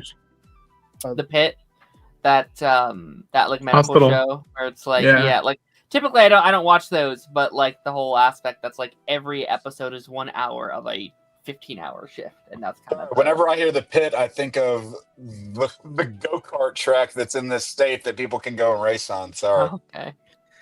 Yesterday, I binge watched the entire season 3 of Fire Country. So I saw they're getting like a spinoff, right? It's like what? They're getting like a spinoff, right? Sheriff Country. Yeah, I saw they put out a promo. It's like, oh damn, What a dumb name, by the way. I just hate Sheriff these Country is names. a pretty dumb name.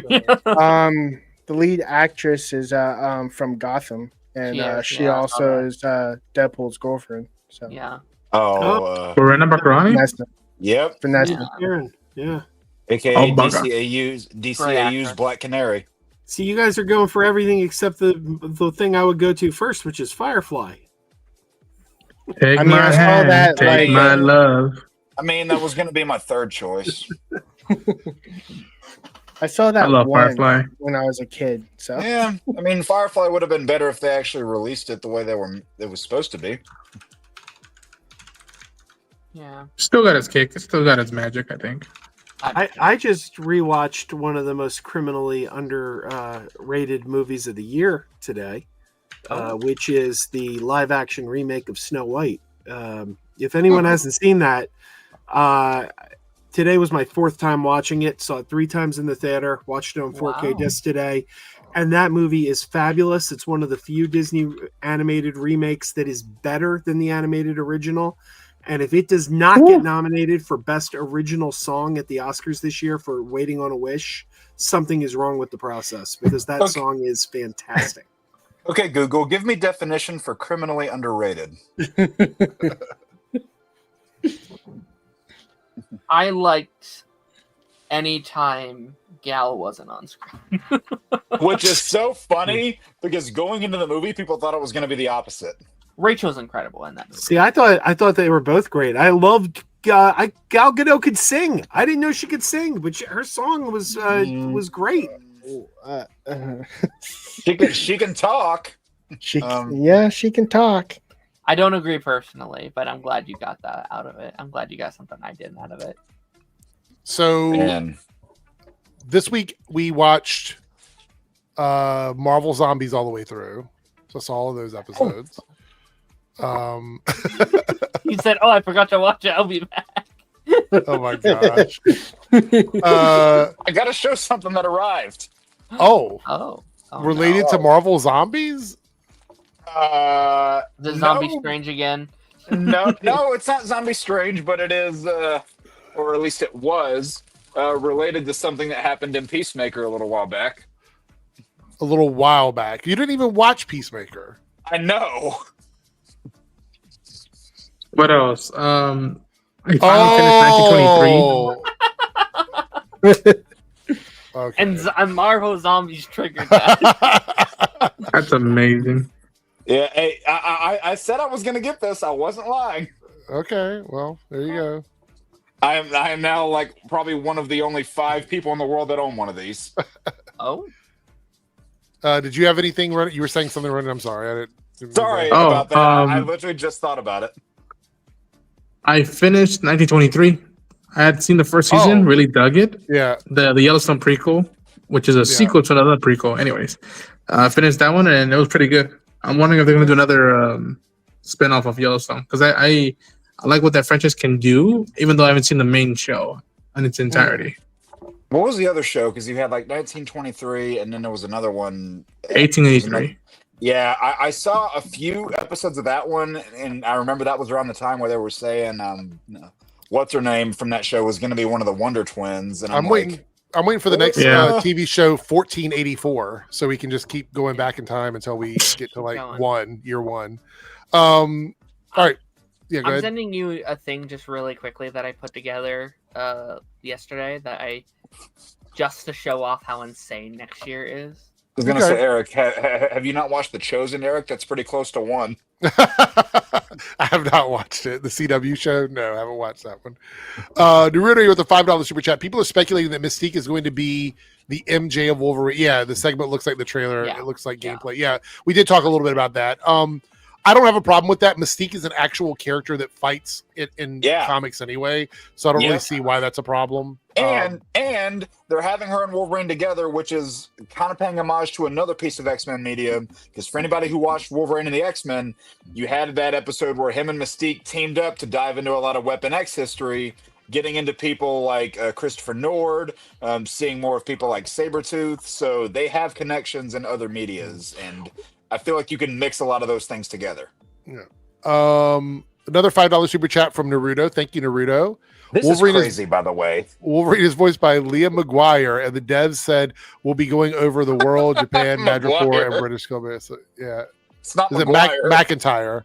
And the devs said we'll be going over the world, Japan. It looked like Madripoor in the trailer. Yeah. In British Columbia. I expected that. So the Flash star, Liam McIntyre. Yeah.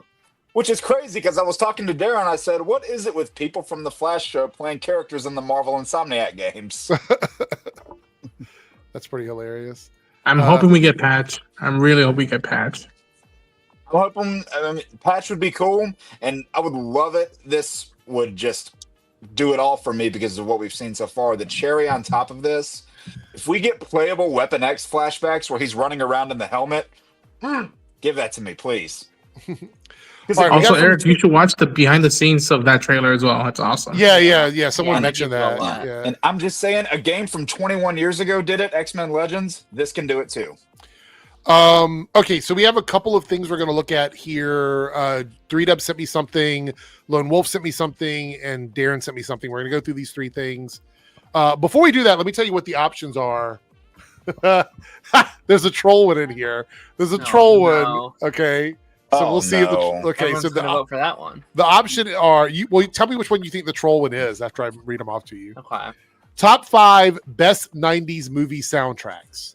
Okay. Soundtracks. Yeah. Okay. Top 5 best Y2K cartoon villains. So cartoon villains between 2000 and 2009. Y2K. Can you why did you that a little bit? 2000 to 2009. Okay. Yeah. I just said why I don't have enough room to type it all in there, so that's what that means. That abbreviation just makes my skin crawl. Yeah, I know. Top 5 best Nickelodeon cartoons over the years. So anything from any era of Nickelodeon. This includes like old school Nickelodeon, Nicktoons, Nick at Night, all the late night stuff. Any animation that came on a Nickelodeon channel. Everyone's gonna be fighting for that one. I can tell you. Chris, I can't respond to your thing down there because I can't type here, or else my camera's gonna go all over the place. But I agree with your statement. Which one? The one where he was talking about. Oh, gotcha. Yeah, I see what you're saying. William Sailors as Doc Ock. That was great casting. And the last one is. You're already laughing, so I think this is the troll one. Top 5 hottest gootable DC characters. Darren, this is about to be that Lois Lane ranking all over again. So basically, just characters that you think are really attractive, pretty much. So all of them then. So that's on the Reloaded channel. If you want to vote for that one, come over to the Reloaded channel. I'm sure people are going to get reloaded looking at that. On the Debunks channel. Pick the troll one. On the Debunks channel, you guys get to pick one of my trailer reactions for next week. This week's one was wait, what was this week? I don't remember what this week was. Anyway, next week we're going to get 2 from me. One is going to be Critical Drinker. Then you guys are going to pick one of these. It's either Mr. H Reviews, Tyrone Magnus, Snarky J, or Yellow Flash 2 on the Debunks channel. So what the hell are these? The League of Shadows. Yeah, pretty much. Well, they probably have a lot of deception. By the way, the Goonable one is getting the most votes right now. So you had to know that was going to happen. Maybe we'll get paid. Maybe we'll get Paigey to join us for that one. We'll see what he says. Yeah, that's the time you bring him around. All right, so Darren dropped this banger here on Twitter. It says here, okay, let's recap 2026. Do you want to go through this, Darren? It is your tweet. So sure. No, I was just going through. It's like, what is all coming out next year? Because it's a crazy month. So we have Spider-Man 4, Avengers 5, Vision Quest, Daredevil Born Again, Punisher, Friendly Neighborhood Spider-Man, X-Men 97, Spider-Man Noir, I assume. It was supposed to come out this year, so I assume it's going to be pushed next year. Clayface, Lanterns, Supergirl, My Adventures with Superman Season 3, most likely, I'm going to assume. Caped Crusader, also not confirmed, but most likely will be next year. Lego Batman, Marvel 1943, Rise of Hydra, Wolverine, Invincible, and I didn't add it here, but The Boys Season 3 as well. Wow. And perhaps potentially Harley Quinn Season 6. Where's Mandalorian and Grogu? Is that Green Lantern show coming next year? Yes. I believe so. Yes, probably as well. And Yeah, the I just did like comic book stuff. I just did like the big comic book projects. There's Canada a lot Gra- coming out that's not. Canada Graph says Darren shamelessly plugging his own Twitter. Oh yeah. And Lance says Vault Rising next year as well. I can't wait for that one. Well. And also X-Men 97 Season 2. I don't know if anybody said that. That on there. Yeah, that's on there. Why do I feel like there's another game? Is there? No, again, there's a lot I could have forgot. Like I just did that from my head, trying to put it all together. I'm trying to think. I feel like there's another game. There was a Captain America Black Panther game. That's on here. Rise of Hydra. Yeah, 1943. Is the Blade game next year? Maybe. Because I know Microsoft's doing that. I don't want to buy a fucking Xbox for that, though. But before we move on to the next thing, I want to find out how many people are going to stick around and chat about Peacemaker's episode tonight. Did everybody? I am. Okay. Ronan, you will? Yeah, stay off Twitter, muchachos. Stay off social medias. There's massive spoilers, so that's why I'm bringing this up seen now. Spoiler. I'm kind of pissed about it. I already saw the big thing, and I don't really care. You've already been spoiled. The episode just aired an hour and a half, 2 hours ago. I clicked on something on accident. So I know the big thing that happens. Yeah, but I'll dip once you guys get into that. Okay, all right. What, Joe? Are you watching Peacemaker or no? Oh yes, okay. I am. All right. Good to go. All right. This is what 3Dub. No, wait. 3Dub didn't send this one. 3Dub. Oh, this is one 3Dub sent. Donald Trump signs executive order. By the way, executive orders don't work the way people think they work.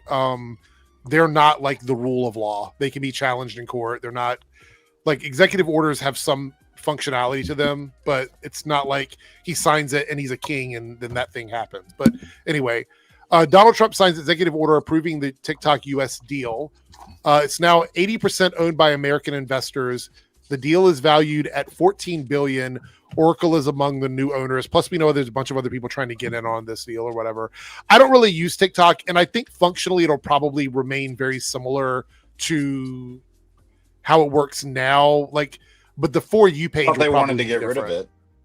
Well, no, it's too much. It was worth too much money. They never wanted to get rid of it. They just wanted to keep it around for that reason. I know. That's sarcasm. Yeah. No, there was never a world where they actually wanted to get rid of TikTok. They just wanted to make sure that they had control over what kind of information was coming through TikTok. So that was what it always was. At the end of the day, I think as long as you're on your following page, you're probably going to be fine. When you jump into the algorithm, that's when things are going to get really weird. I am a huge proponent of non-algorithmic searches when you're looking through your news feed. I prefer when it's just whatever you're following. Facebook is a cesspool full of that shit. At least Twitter, you still have a For You tab, or a following tab, which I appreciate. TikTok also, once it gets into just the algorithm, it's just garbage. It's garbage stuff. Blue Sky has it one too, that you have a follower's post. Yeah. I'm getting frustrated by Blue Sky because everybody I know is still over on Twitter, and I keep telling them come to Blue Sky, and they're like, no, it's boring there. And I'm like, well, it's boring there because you're all still over here. If you come over there. Yeah. I see a Blue Sky every day. Yeah. I like the song, Mr. Blue Sky. I love it. I think a lot of people keep Twitter because they want their adult content. I mean, have you seen the description on Ronan's Twitter? No. Love you, Ronan. I just love. He's just like, yes, Ronan's a ladies' man. Go watch his feed. It's just like, thanks. No, it's funny. I'll go on Twitter and I'll see a picture, and immediately I think Ronan would probably like this. And then within the next 3 seconds, I look above the picture, and it's one that he reposted. I'm like, there we go. Of course. Okay, so this was something that Lone Wolf sent over. I don't know if Lone Wolf is still in the chat or not, but he sent this over. YouTuber Chris Stuckman said he wants to direct Nintendo's first ever Metroid movie. Metroid is my dream, and it's not a thing that exists currently as a movie. I fucking love Metroid. I do too. Yeah, 100%. Metroid Prime is where it's at. I don't Super know, Metroid. though, What are you talking about? We haven't. I love Super Metroid, but Metroid Prime's my favorite. Has his movie come out yet? No, I don't think so. I'm trying to see if I can get a Shelby screen for it. Oaks. It's at film festivals right now, I think. I've seen posters for it at my local theater. Before I start jumping on the Chris Stuckman ship to get him to do this, I need to see what his movie looks like first. Because I like Chris Stuckman, but I need to see what his work looks like first before I start doing it. So Lone Wolf says next month. It comes out next month. That's exciting. Yeah, that makes sense for Halloween. That makes sense. I haven't followed his videos that much, but the fact that he made it, what I mean by that, that he was one of us, and he's still one of us, but he made his own movie. I respect that a lot, and the fact that I remember the only video that made a big impression on me was that he's a huge fan of signs, and he went to the location. Like, all right, that's nerdy. That's someone I would hang out with. Candergraph said, I actually had a post removed by Blue Sky with less than 300 posts. I've had like 5 ever out of 150K posts. I love filming location videos. I would love to do more of them, but I will take a moment and plug that I did do a filming location video on all the filming locations of Shazam! Fury of the Gods. Oh, really? And that was a labor of love, shot in 2 different cities, Philadelphia and Atlanta. Wow. You know what? I would love to do a road trip with someone and film crazy locations around the country. That would be so much fun. Swamp Thing, the 2019 show, was filmed like I could walk to where that location was that they filmed that. That's awesome, man. They said it was too I wish I can go there. They said it was too expensive to keep going because they lost all of their incentive tax and stuff. Yeah. And it was that same kind of general area where that Melissa Benoist waterfront series filmed at. It was that same general area. Yeah, Ohio. I could walk down there. You were in Ohio where Superman was filming. Superman was about an hour away. I could walk to the Christmas Story house as well. Where that the house where that's filmed, you can go and take tours there. Yeah. You'll poke your eye out, Darren. Actually, I haven't seen Christmas Story. So oh my god! You're wasting your time. It's terrible. I thought that is a cult classic movie. I hate that movie. I didn't say it was a great movie. I said it was a cult classic. Oh, I hate that movie so much. I couldn't get into it. I don't blame you. All I know is that go see the house. all I know is the kid from the Christmas Story was in Elf, an elf. He was a producer on it too. Oh, yeah. I'll tell you, my dream filming location that I want to visit is from E.T. When E.T. went missing, and Elliot's like, Michael, you've got to find him. And Michael goes out on his bike and finds E.T. lying in a creek with a raccoon sitting on him. Mm-hmm. I want to get in that. I want to lay in the creek where E.T. lay. That's one of my dreams. Yeah, for me, it's the opening of Raiders. That jungle, I want to go there and see where they actually filmed it at, and also, and I think it's still there, but where they shot Tatooine for New Hope. Tunisia. Yeah, Tunisia. I want to go where the homestead is still at. I want to go there one day and be like, I made the pilgrimage to Star Wars. And I know one of yours too, Ronan. Wasn't it you wanted to go where they shot the stuff for the Wolverine, right? Whenever you went to Japan. When I go back to Japan, that's making that list. Where they shot the Wolverine, I want to hang out there, and hopefully by then, I'm a little more built like Logan, and be like, all right, cut my hair. So are you gonna walk over there with an axe and a tank top and just chop a tree in the middle of the road? If they need me too, I'll do it. Fuck yeah. Oh, fuck yeah. We got a $2 super chat from Naruto here. I'm not going to do a top 5. There's 2 that I would like to see though. Top 5 skins for Wolverine, and you guys, and I know Jake probably has some he would like to see. The 2 that I would really like to see is the classic yellow and tan suit that he had in the 80s. I really, really like that suit. I still love the blue and yellow, but I love that classic brand. That was my Hulk in that outfit. Yeah, that's an iconic outfit.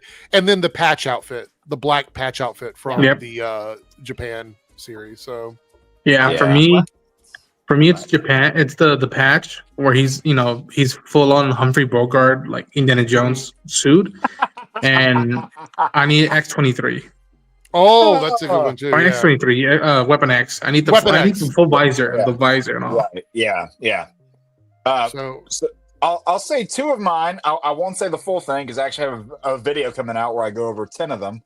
But I'll say two of them are his actual X-Men uniform from Old Man Logan, where it's the red X-Men uniform, because there's not a lot of red in Wolverine's costume gallery. Right. So that's one of the unique ones. Cool. So that one, and one of my favorites that I would love to see is the one called X Deaths of Wolverine, where it's like a lot of yellow and black, and the claws have like a glowing fiery yellow look to them. And I think you could do a lot of visual there could be a lot of visual things you pull off with that. So I just gave you a little bit of a tease for what's coming out in that full video. So yeah. Okay. When is that video coming out? Probably within the next week. Give me shirtless Hugh Jackman. I mean, Darren, there's probably going to be something to that regard because the Insomniac games had a practically naked Spider-Man, so they'll probably do something like this. Jokes aside, I actually do think it'd be really cool to get the like ripped costume where it's like how like he's ripped it in a fight, it's tears all over the place, right? The bottom bits, like I think that cool. And then like eventually, like you see. Like you could end a fight and he's just, blood, maybe there's metal exposed, and then the costume's still torn, but you see him, regenerate over time. That'd be kind of cool. Oh, that'd be cool. Do the end of like Deadpool and like Wolverine where he has the pants, his shirt's gone, but he has the broken mask on or something. Oh yeah. Oh yeah. That would be something. Lone Wolf here at the $5 super chat says Cody, Leach, and Sean have a review out for Stuckman movie already. They gave it a positive. So I guess they've already seen it. Cool. So I definitely want to check it out. I need to find out like near me where it's going to be, because I'm assuming it's going to get a limited release, most likely. Well, I hope you don't get stuck, man. I mean, listen, all that aside, like for someone's first movie that they've ever made, it's already a success, I'd say, right? Like most people's first movie, they're filming like in their garage or for a student project or something like that. Like he's getting the works for his first ever. Yeah. So it's already a huge win for him. Yeah. All right. So what we're going to do now is, since we're coming up at the 2-hour mark, we're going to find out which polls, what we want on the polls. And then we're going to get into the Peacemaker chat, which I know Darren's going to bail on that one because he hasn't said it yet. Oh. Go ahead. We're going to say, Jake. Oh, it was like me and Darren are going bail. Okay. Jake, were you going to show something? You got something in your hand? Yeah. Oh, no. I got this on a very nice deal. I literally only paid like $10 for this. You already see what it is? I see his little face. Oh my gosh. Is that from 97? No, it's not. It's just regular. Okay. No, it's not. Because they didn't make a Gambit one from 97, but if you look on the back of this thing, it shows you that there's a set of them. It kind of looks like Rogue and Magneto from that universe. And even like the 2 seconds in TAS that you see Deadpool, it kind of resembles what you see of him there. That's a character I'm surprised Morph never turned into, was Deadpool. Because in TAS, he does it for like 2 seconds. They said they couldn't. They said the one character that they weren't allowed to use was Deadpool. I was like, was that actually true? Because I saw that going back and forth. Oh, really? Okay, I didn't. I saw conflicting reports on that, so I didn't know if it was true. But what I love about this is I don't know if you can see it, but if I angle it down, there's like a bunch of cards there in front of him that are exploding. This is one of the details that I love about that. Yeah. I don't know why it would be the case though, because like, wouldn't you want to promote Deadpool and Wolverine that was coming out exactly. And it's not like they were, and it's not like they shied away from violence. See you later, Christian. Good to see you. Have a good night. Jason, why we're doing spoilers already? Because it's a major episode with a lot of heavy spoilers, and I feel like by the time Monday arrives, we're gonna miss the boat on talking about it because everybody's ready to talk about it now, which is why I saved it for the end. So if anybody wants to dip out at the end, they can, and then come back and watch the end of the stream tomorrow or whenever they get a chance to watch it. I have a lot to say about it. I have some really strong opinions about the reveal, so I want to sort of get those out there while it's on my mind. So yeah, that's the reason why. But let's go ahead and check out the polls. We're going to end the poll over on the Debunks channel to see which chud you guys want me to tackle next week. It's the gooning one. And it is going to be Tyrone Magnus. 52% people want me to check out Tyrone Magnus's channel and chat about it. So that should be a lot of fun. So we'll be doing that next week. I enthusiastically shake my fist. Over here on the main channel, let's see which one of these options won. The gooning one. And how many people want to participate in this particular list. So Man, here we go. Eric. Yeah. Speak of someone who I used to look up to. Who? Tyrone. Oh, really? Back in the day, he was ago. like he was the reactor channel back in the day. Like he was the guy. A long time ago, he was the guy who I didn't watch everything, but I loved his enthusiasm back in the day. And then he went full Anakin Skywalker. Yeah. So the 47% without the redemption arc. 47% people wanted hottest gootable DC characters. I knew it. To be very clear, it was a funny troll title, but essentially it's just the top 5 characters that you find the most attractive in DC. Right. So it doesn't have to be. It doesn't have to be like what was that? Or say Darren? Just like go down the list of DC characters. Just pick Are we one. gonna are we gonna go as specific as breaking down like specific versions of them or what? You could. I thought you were going somewhere else with that. I know where you thought I was going, and I saw you laughing. Look, it's very lighthearted. The criteria is very, very loose on this one. Like, essentially, if you think the character's attractive, that's it. That's all that the category is. So, Darren, you have a dirty mind. I was about to say that's not the only thing that's going to be. Look, Jay says there are way too much attractive DC characters. Good luck.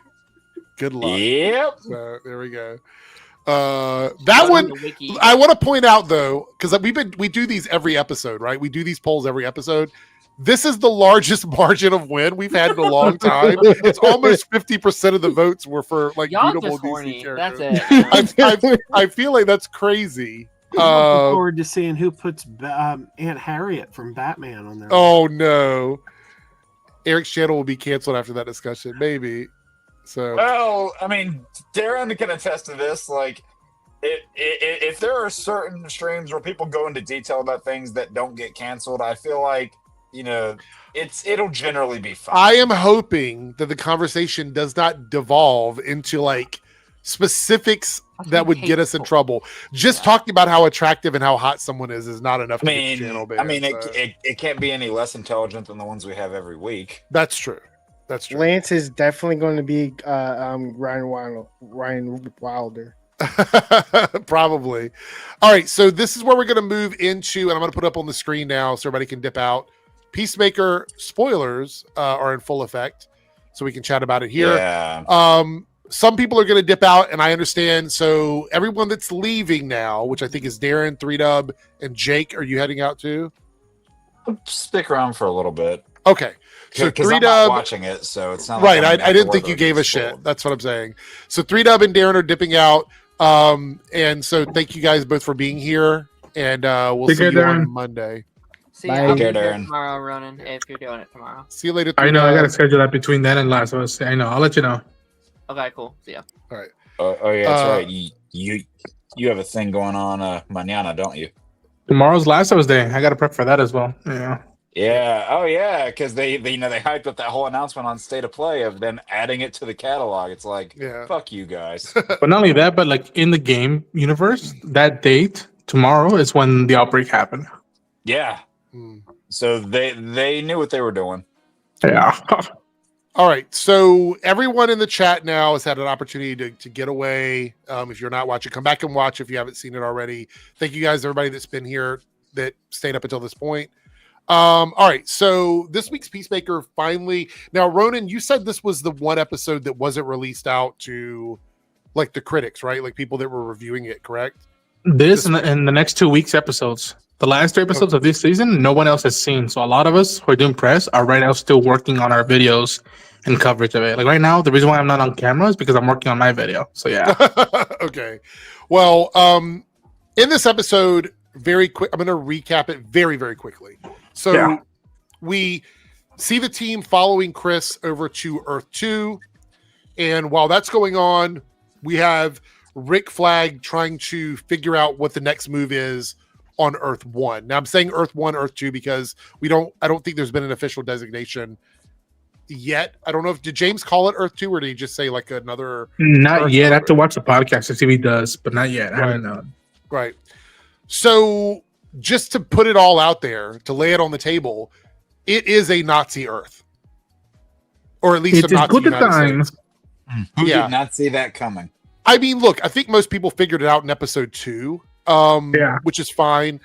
But we got to see tonight the flags have the Nazi symbol in place of the stars and stripes. Well, the stripes are still there, but the stars are gone.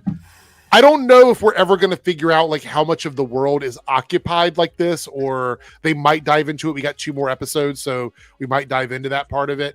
Whoa. Someone said it might be their least favorite episode this season. I don't know about that. Oh, Chevany here. I have some opinions on it, but it's more about the real world implications of all of this because I need to just get that off my chest. But I don't think it was a very well hidden secret. I think a lot of people that read comics pretty much figured out what was going on very early on. But we have that happening. The team has to follow him over. Vigilante is very interested in meeting Vigilante 2. That's like his main thing going into this. Harcourt, Ads, and Economos doesn't want to be there at all. He's like, we need to get the fuck out of here. Which honestly, that was made the most sense out of everybody on the team. Was like, we need to get the fuck out of here, right? But yeah, we have the whole team over there. We're seeing the world. We're seeing a little bit more of the world. We see them in a restaurant. We see the people standing around and stuff. And Harcourt immediately picks up on it. Yeah. Almost immediately, she realizes that something weird is going on. And to be honest, I think the reason why Peacemaker or Chris didn't figure it out is because he was too wrapped up in getting everything he wanted in his life. Eye candy. Yeah, he got his family back. He got Harcourt. The world saw him as a hero. He wasn't paying much attention to it. But yes, it is essentially what we would consider at this time an Earth X storyline. I want to give everybody else a chance to talk a little bit about it, and then I'm going to give my thoughts on my sort of issue with it a little bit. But again, I think it's a great episode, but I have some issues with some of the ways that this could be perceived outside of the show. Does anybody want to go first? Go for it. Anybody? Well, I guess Joe, you said you want to talk about it. Any thoughts on it? Well, for one thing, I was surprised that they actually showed like a swastika like that. That took me by surprise because, traditionally Hydra was a Nazi organization, and the MCU they did not want to go there. Right. So that obviously this is a more adult show. I guess they figure they're not selling action figures to kids, but I mean. Well, DC's never really had a problem with that because when you look at something like the Earth X crossover over on DC, they made sellable costumes and toys of all those Nazi characters. They did, so. and Reverse Flash actually had the SS symbol on his suit. Yep. Chris's dad in the comic is a full-on Gestapo. Right. Yeah. Same thing with Oliver. He had the things on his sleeves. He had the symbols. Yeah. And I think, correct me if I'm wrong, but wasn't the Supergirl crest, wasn't it that symbol in replace? It had that same style, that same lettering. Yeah. Ronan, thoughts at all on it?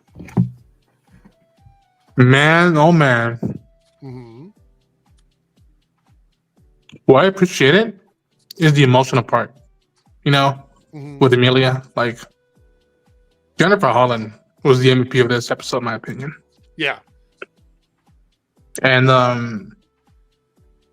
I was dreading that this was the case. It happened.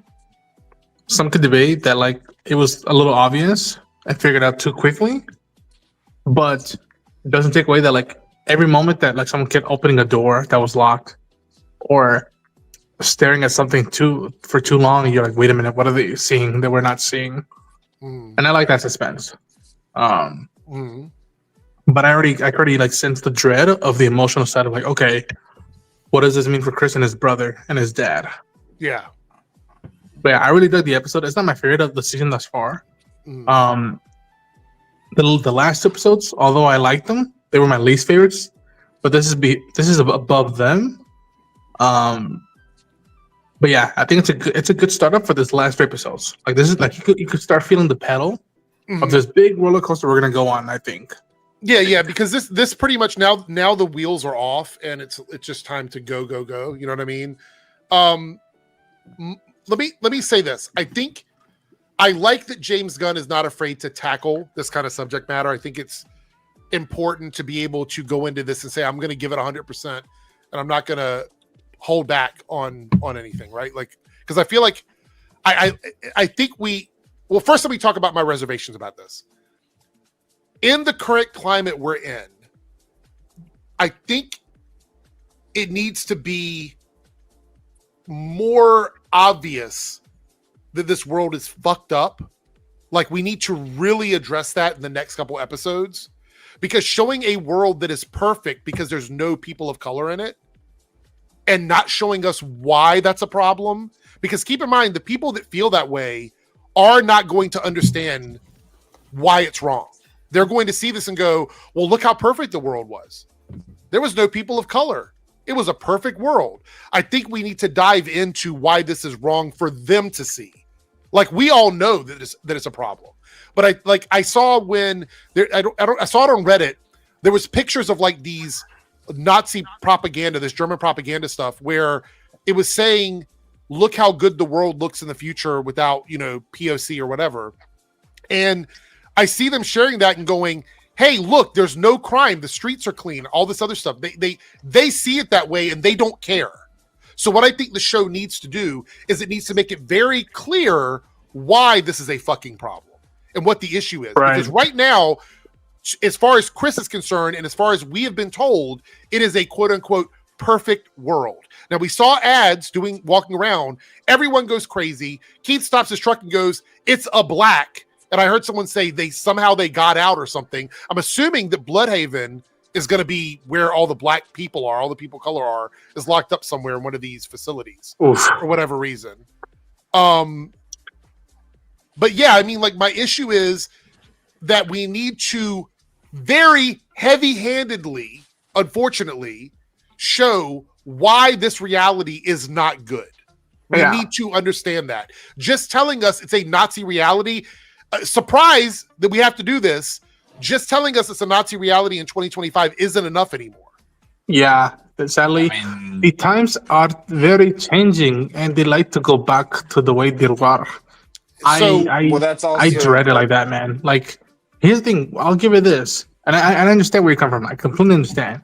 To me, the best momentum, I think he is gonna go that way, is the way they shot Leota running away and spotting what the hell's going on with the people chasing, which I can only imagine what it was like for Daniel Brooks filming that. But that was a perfect scene filmed. Yeah. That way, if for some godforsaken reason a kid is watching this, I hope they pose the question, why are they bothering the lady? Why are they chasing down? It gets them asking questions why that's a bad thing. But Ronan, that's why I'm saying it needs to be more in our face, because I don't think kids are going to be watching it. So I think the adults that are watching it need to see, this is why it's a bad thing. You know what I mean? Like, they need to really, really show that, because at this point in time, just saying it's a Nazi Earth, unfortunately, isn't enough anymore. It's not enough. And I think what James is going to do is also, with the brother and father stuff, is make it tough on Chris. Be like, listen, there's people you love who believe in very bad things, and how do you cope with that? Which is a very topical and very timeless thing, especially now where we're at. We're I can't imagine how families are going to be during the holidays this year. Yeah, and be like, who's really believing in things to go back to the way they were, or who's really keeping up the hope that things can get better? They should get better, no matter how regardless and how ridiculous the the images on the TV look and how everything smells and behaves outside our windows and doors. Joe, you were gonna say something? I was just gonna say I don't disagree with what you're saying about showing why that's a bad thing, but I also don't know how you do that, because the people who need that message spelled out for them, I don't know how you deliver that message to them, because they don't want to hear it. Right. You know what I mean? Even if you make a compelling argument, I don't know that they're just going to say this is woke bullshit and tune out. I can already assume that a lot of the channels are going to be turning out videos tomorrow saying that they were trying to make white people look bad. That's what they're going to say. Right. Well, because even Chevany here says no hit downside to the white people at all. Right. They've not really addressed that issue, because think about this. If the world is a Nazi world, then the white people that support that would be the villains of the story. Right.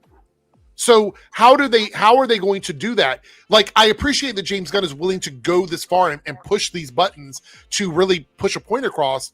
But like you're saying, Joe, I do think they need to go further, but you're right. Like, how far is enough for people to finally shake their head and go, yeah, this isn't right. We shouldn't be doing this. Like, I don't know what that looks like. I don't know what that world is.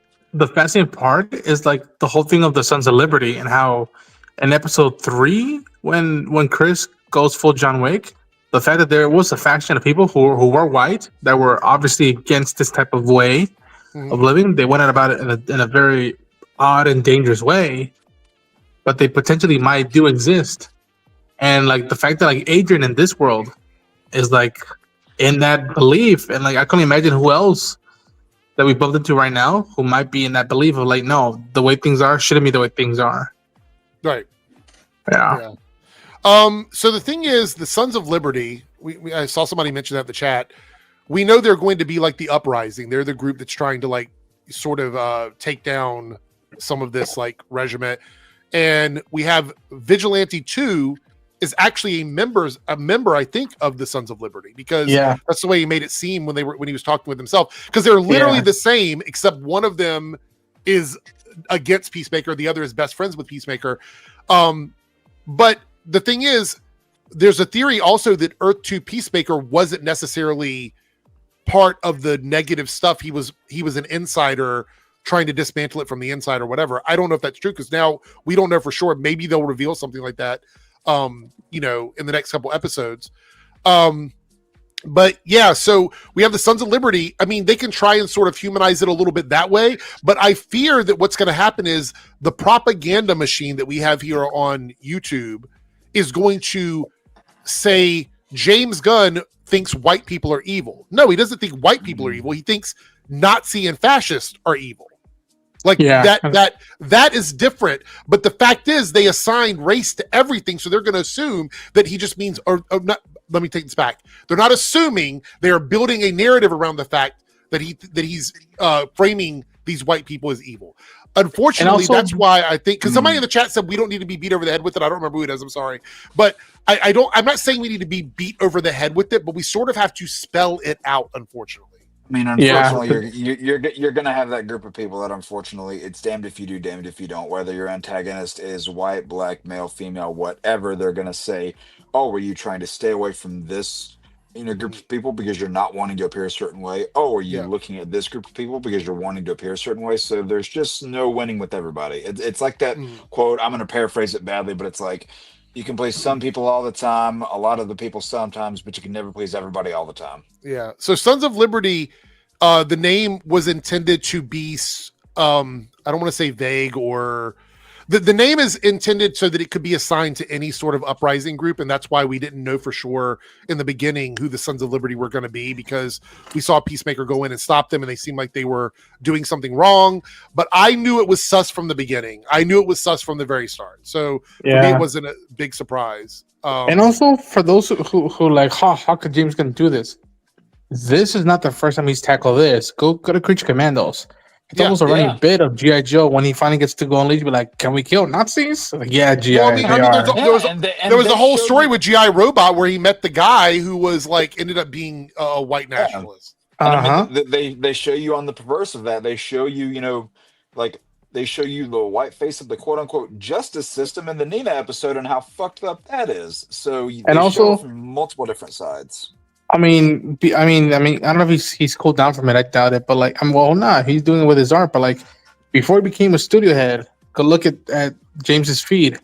He was very much in the clear that like, I do not support authoritarianism, and I am not a fan of the way things have been in this country. And like on a lark, and I salute him. On a lark would go just every day, go fight the good fight. And so like, people who are shocked to this should not be a shock. Like well, look.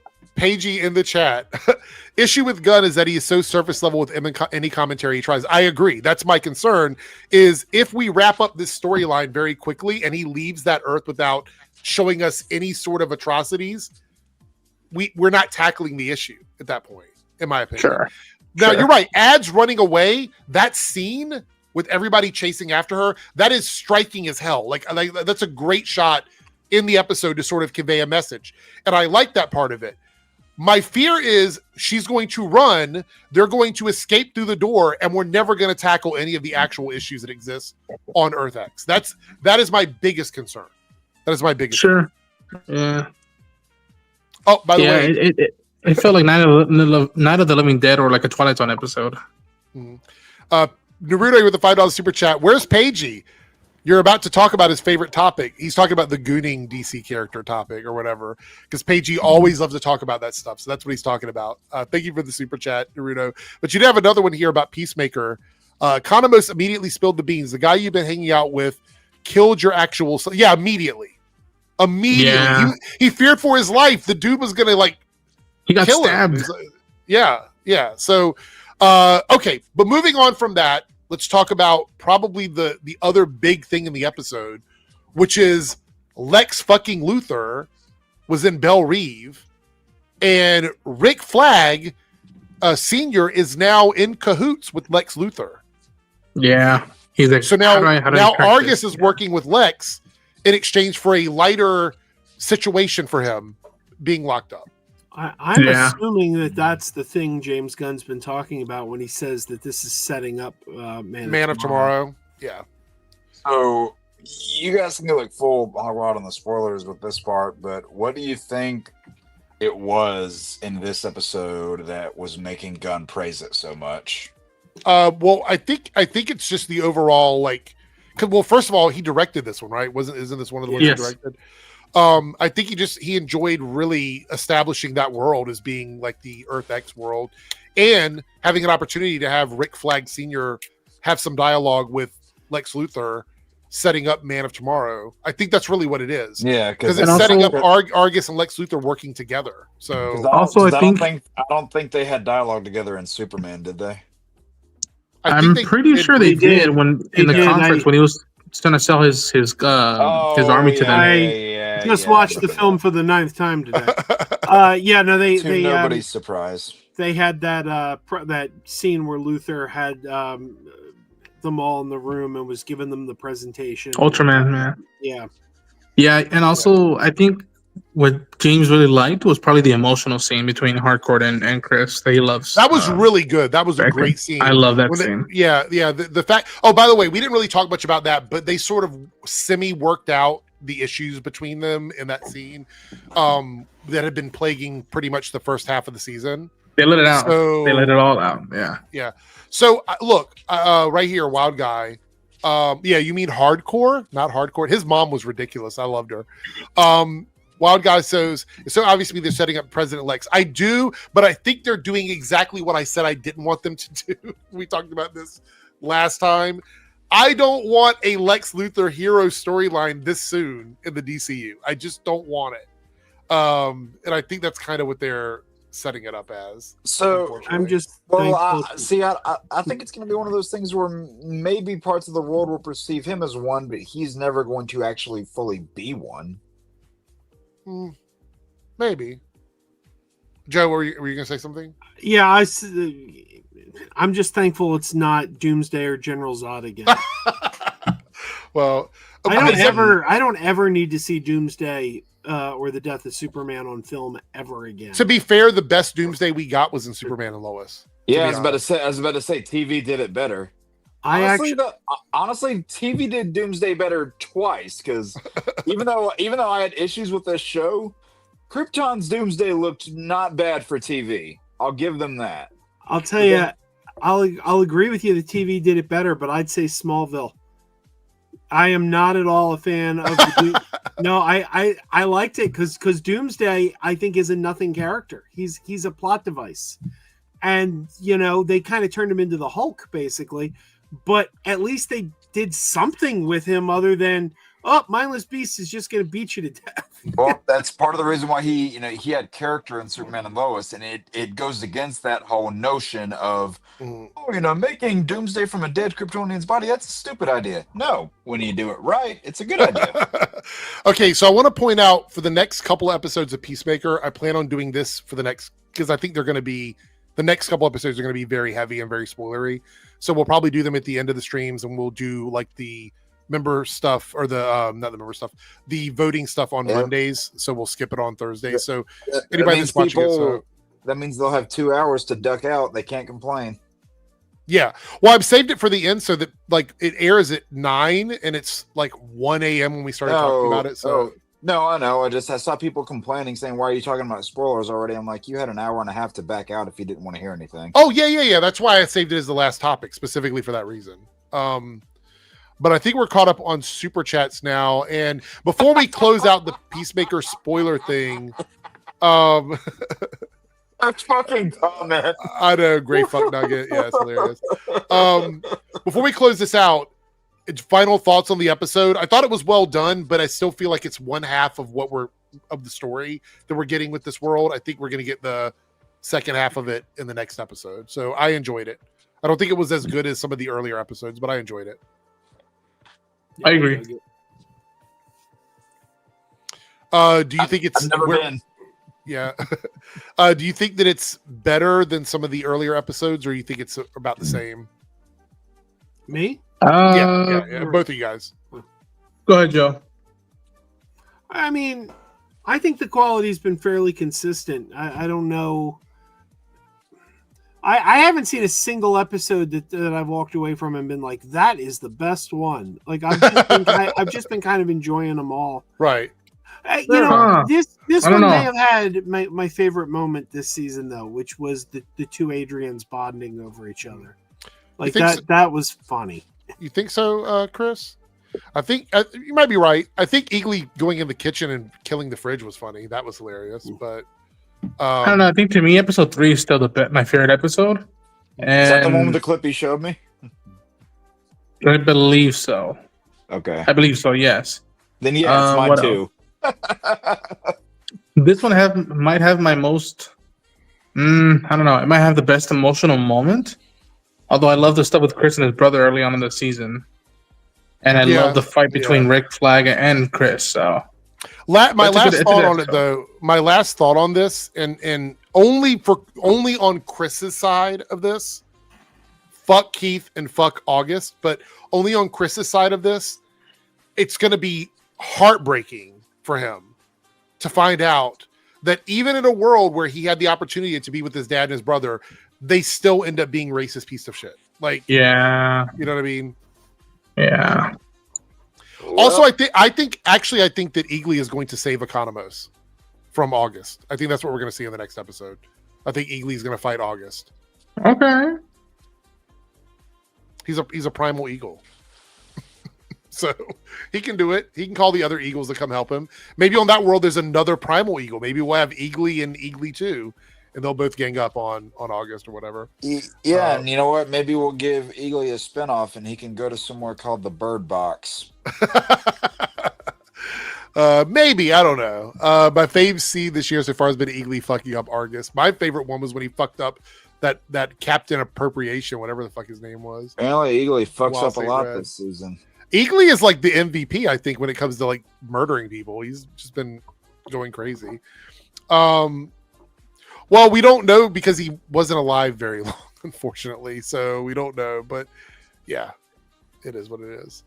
With that being said, though, I think we're at the end of the stream. Anybody have any final thoughts about anything before we dip out? Wolverine trailer, Mandalorian Grogu trailer. It's been a good week for trailers, in my opinion. Okay. Oh yeah. Fair enough. Fair enough. Oh wait, hold on. We got a super chat. Got it in just in time. Jill, a super chat from Lone Wolf. Can we talk about how funny 10 minutes has been? Yes. Okay. So the scene where he's sitting there and Rick Flag is like, I just need some time to think, and he puts his head down. He decides it's best for him to walk into his office, sit in front of him at the desk, and just stare at him while he's thinking. And I'm like, what the fuck? Just so fucking stupid. I've enjoyed him a lot. He's always one of my favorite characters in almost anything that he does. So don't really surprise me. They could pull a Superman doesn't exist on this earth, but I like to see this Earth Superman. We still could. I mean, he could still show up. We're still on Earth 2, Earth X, whatever. And we know that Lex was in the show, so I guess Superman can make an appearance too, honestly. What if we see a Superman and it's somebody like Calvin Ellis or who's the other one? One of the black Supermen. Yeah. That would be interesting. Well, the thing about it is I'm assuming, so my theory is the quantum unfolding chamber will only be for this season and then it's going to go away completely. Mm-hmm. I think we'll probably won't see it again after the season. Are any of the people from that Earth going to escape onto Earth 1 and get stuck there? If anyone does, I bet it'll be Rick Flag Jr. You think so? I mean, yeah, I don't think anyone's going to, but if anyone does, I think that's who it'll be. Somebody theorized that Keith might get stuck on Earth 1 because he's the one actor that could probably stick around and do more stuff on the show. True. In another season. I don't know. Maybe. King Ryburn with the 199 super chat, just supporting the channel. Thank you, King Ryburn. I appreciate it. Supporting the channel. Thank you so much. Oh, God. Yeah. What Chris said down there? Oh, God. I don't want to think about that. What would the Muppets look like on Earth X? Oh, I don't want to think about that. Ooh. Jim Henson would not approve. No. Also, at least our generation, our Earth's Jim Henson would not approve.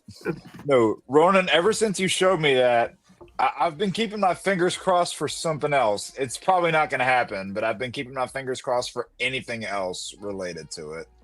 It's probably not going to happen, but I mean, hey, a guy can dream.